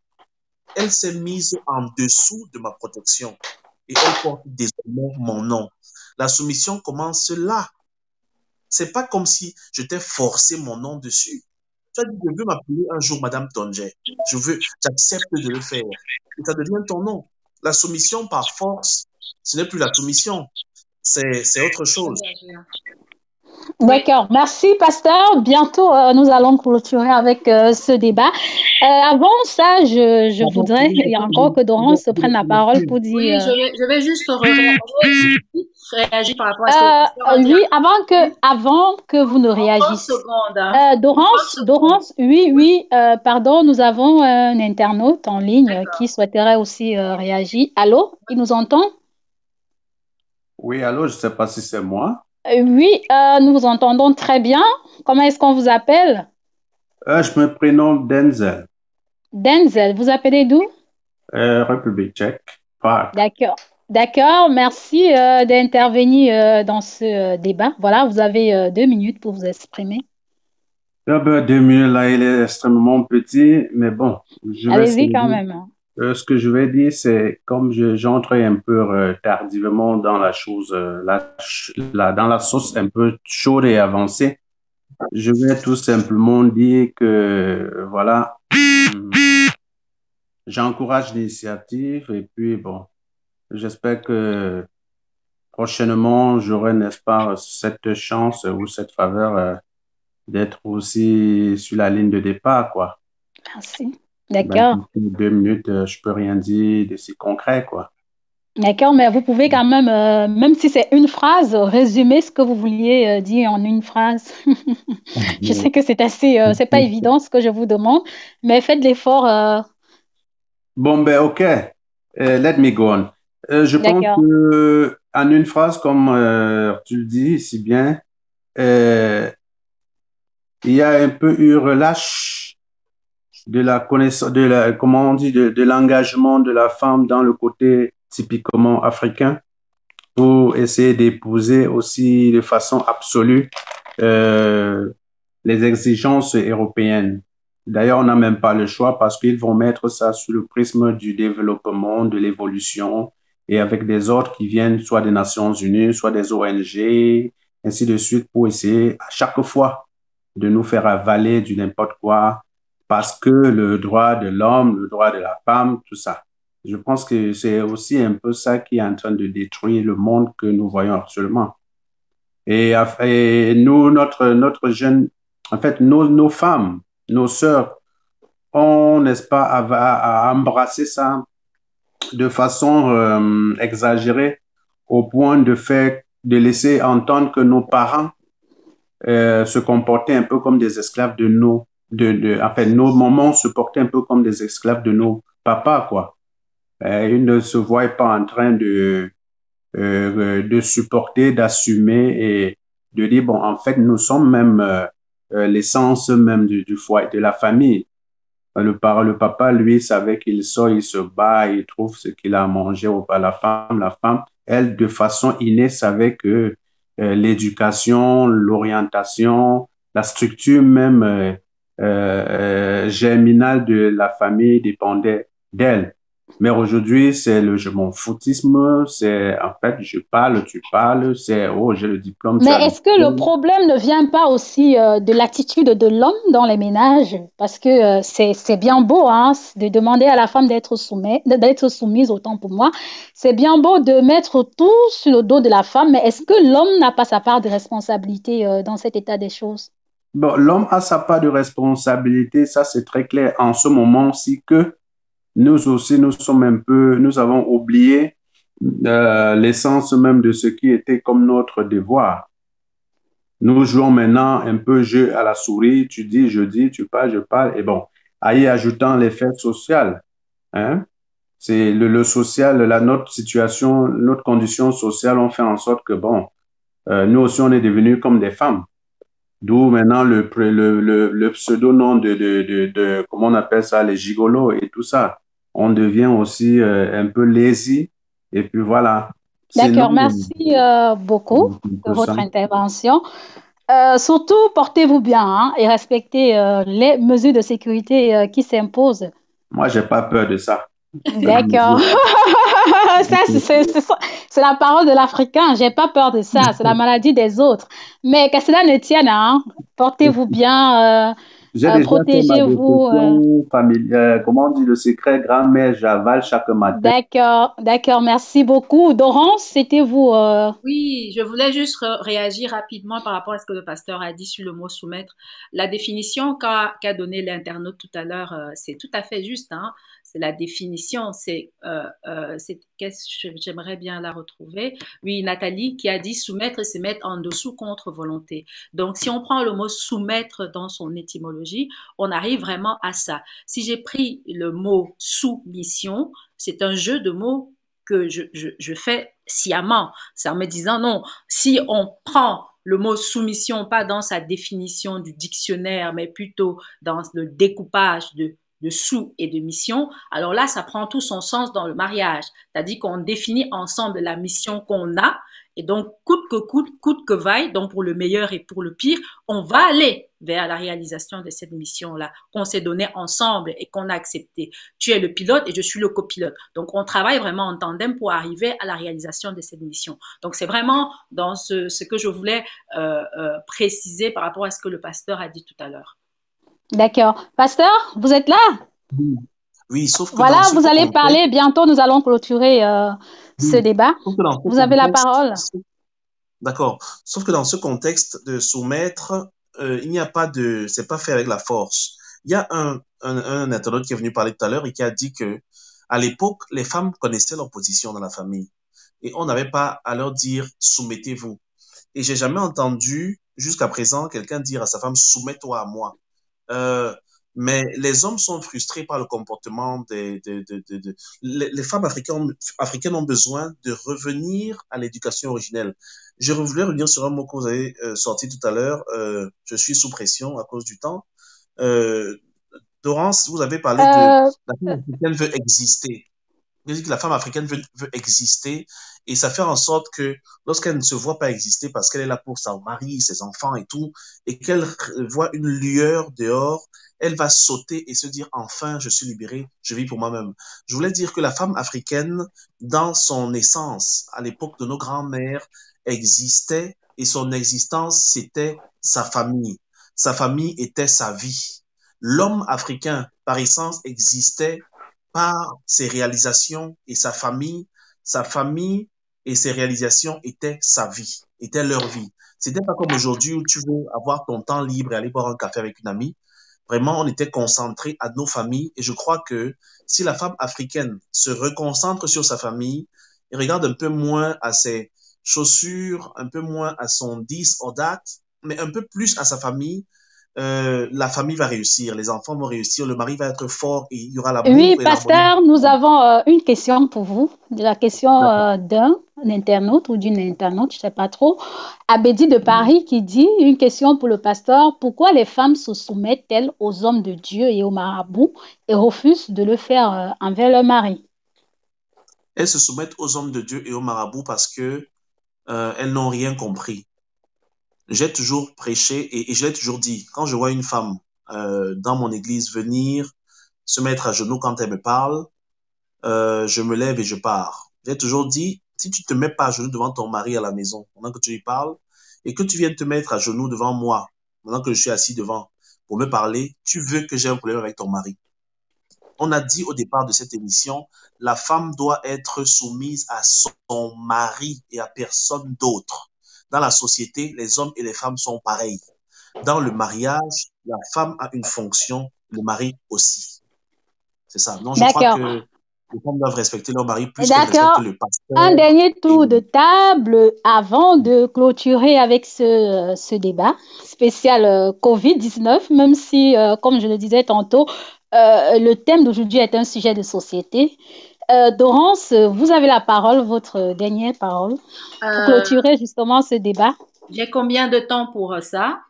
Vous avez 2 minutes pour conclure. Alors moi, je vais conclure. J'ai envie de conclure avec ce poème de Frida Kahlo, qui est une Mexicaine. Je peux le lire rapidement, très rapidement. Donc, elle dit, tu mérites un amour décoiffant qui te pousse à te lever rapidement le matin et qui éloigne tous ces démons qui ne te laissent pas dormir.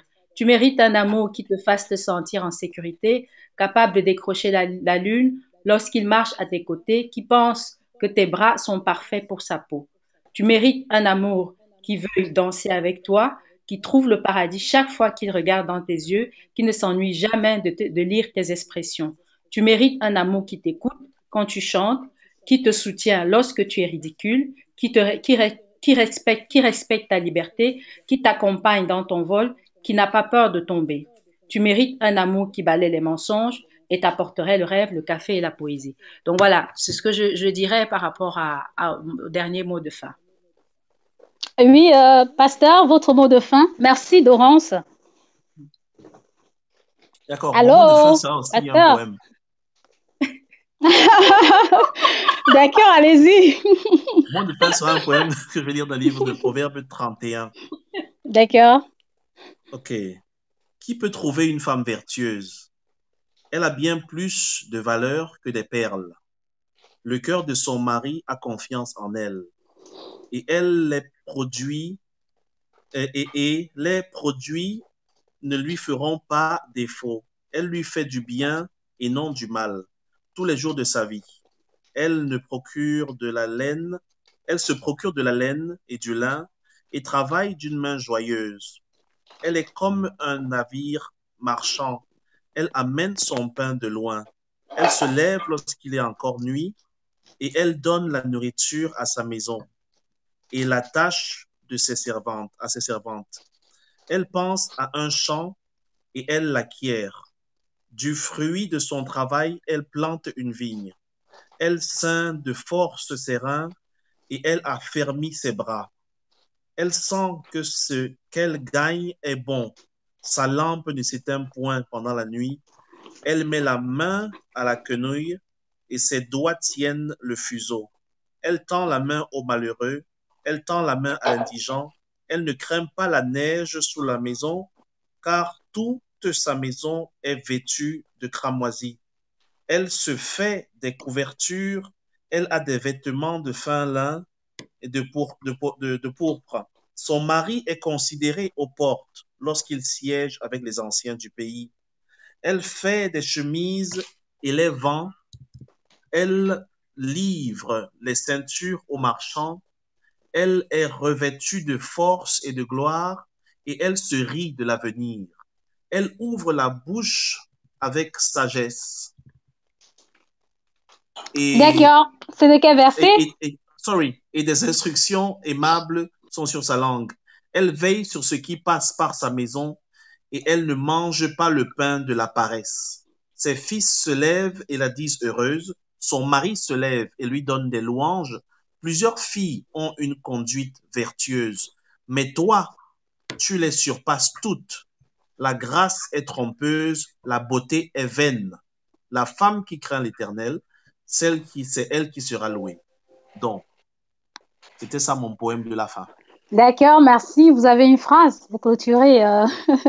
Ma phrase pour clôturer, c'est que j'ai été très impressionné et très heureux de discuter avec Dorance, qui est très intelligente et qui est très objective. J'ai été très bien nourri par les apports de tous ceux qui ont appelé, parce que beaucoup ont ouvert les yeux sur certaines choses qu'on n'avait pas vues, nous qui étions sur le plateau. J'ai aussi été très heureux et honoré d'intervenir sur votre télé, web, TV et de répondre à vos questions, Madame Anne. D'accord, merci à vous, chers invités. Surtout à Sylviane qui a dû nous quitter à cause de la connexion. Je lui dis merci. Merci également à vous, chers internautes, de nous avoir regardés. N'oubliez pas surtout de vous abonner sur la page Vision Channel Africa pour rester connecté ou fidèle à toutes les émissions qui seront diffusées sur la page. Et je vous annonce en exclusivité qu'il y a une web-série qui sera diffusée à partir de demain à 17h. Une web-série sur Vision Channel Africa. Vous pouvez aussi aimer la chaîne YouTube de Vision Channel Africa qui est en commentaire sur ce direct. Merci à vous. Merci à tout le monde. Merci Dorance. Merci Pasteur. Merci également. C'est vrai qu'on n'a pas eu le temps vraiment parce que c'est un sujet qui fait jaser. C'est un sujet qui vraiment fait lever les cheveux au sein de la communauté africaine, surtout de la femme, surtout aussi des féministes. Voilà, on n'a pas eu le temps de vraiment de faire le tour de la question dans son entièreté. Merci à tout le monde. Restez-nous fidèles. N'oubliez surtout pas de liker la page Vision Channel Africa. C'était Anne-Laure Fotso. Bisous à tous. Bye bye. Bye. Merci.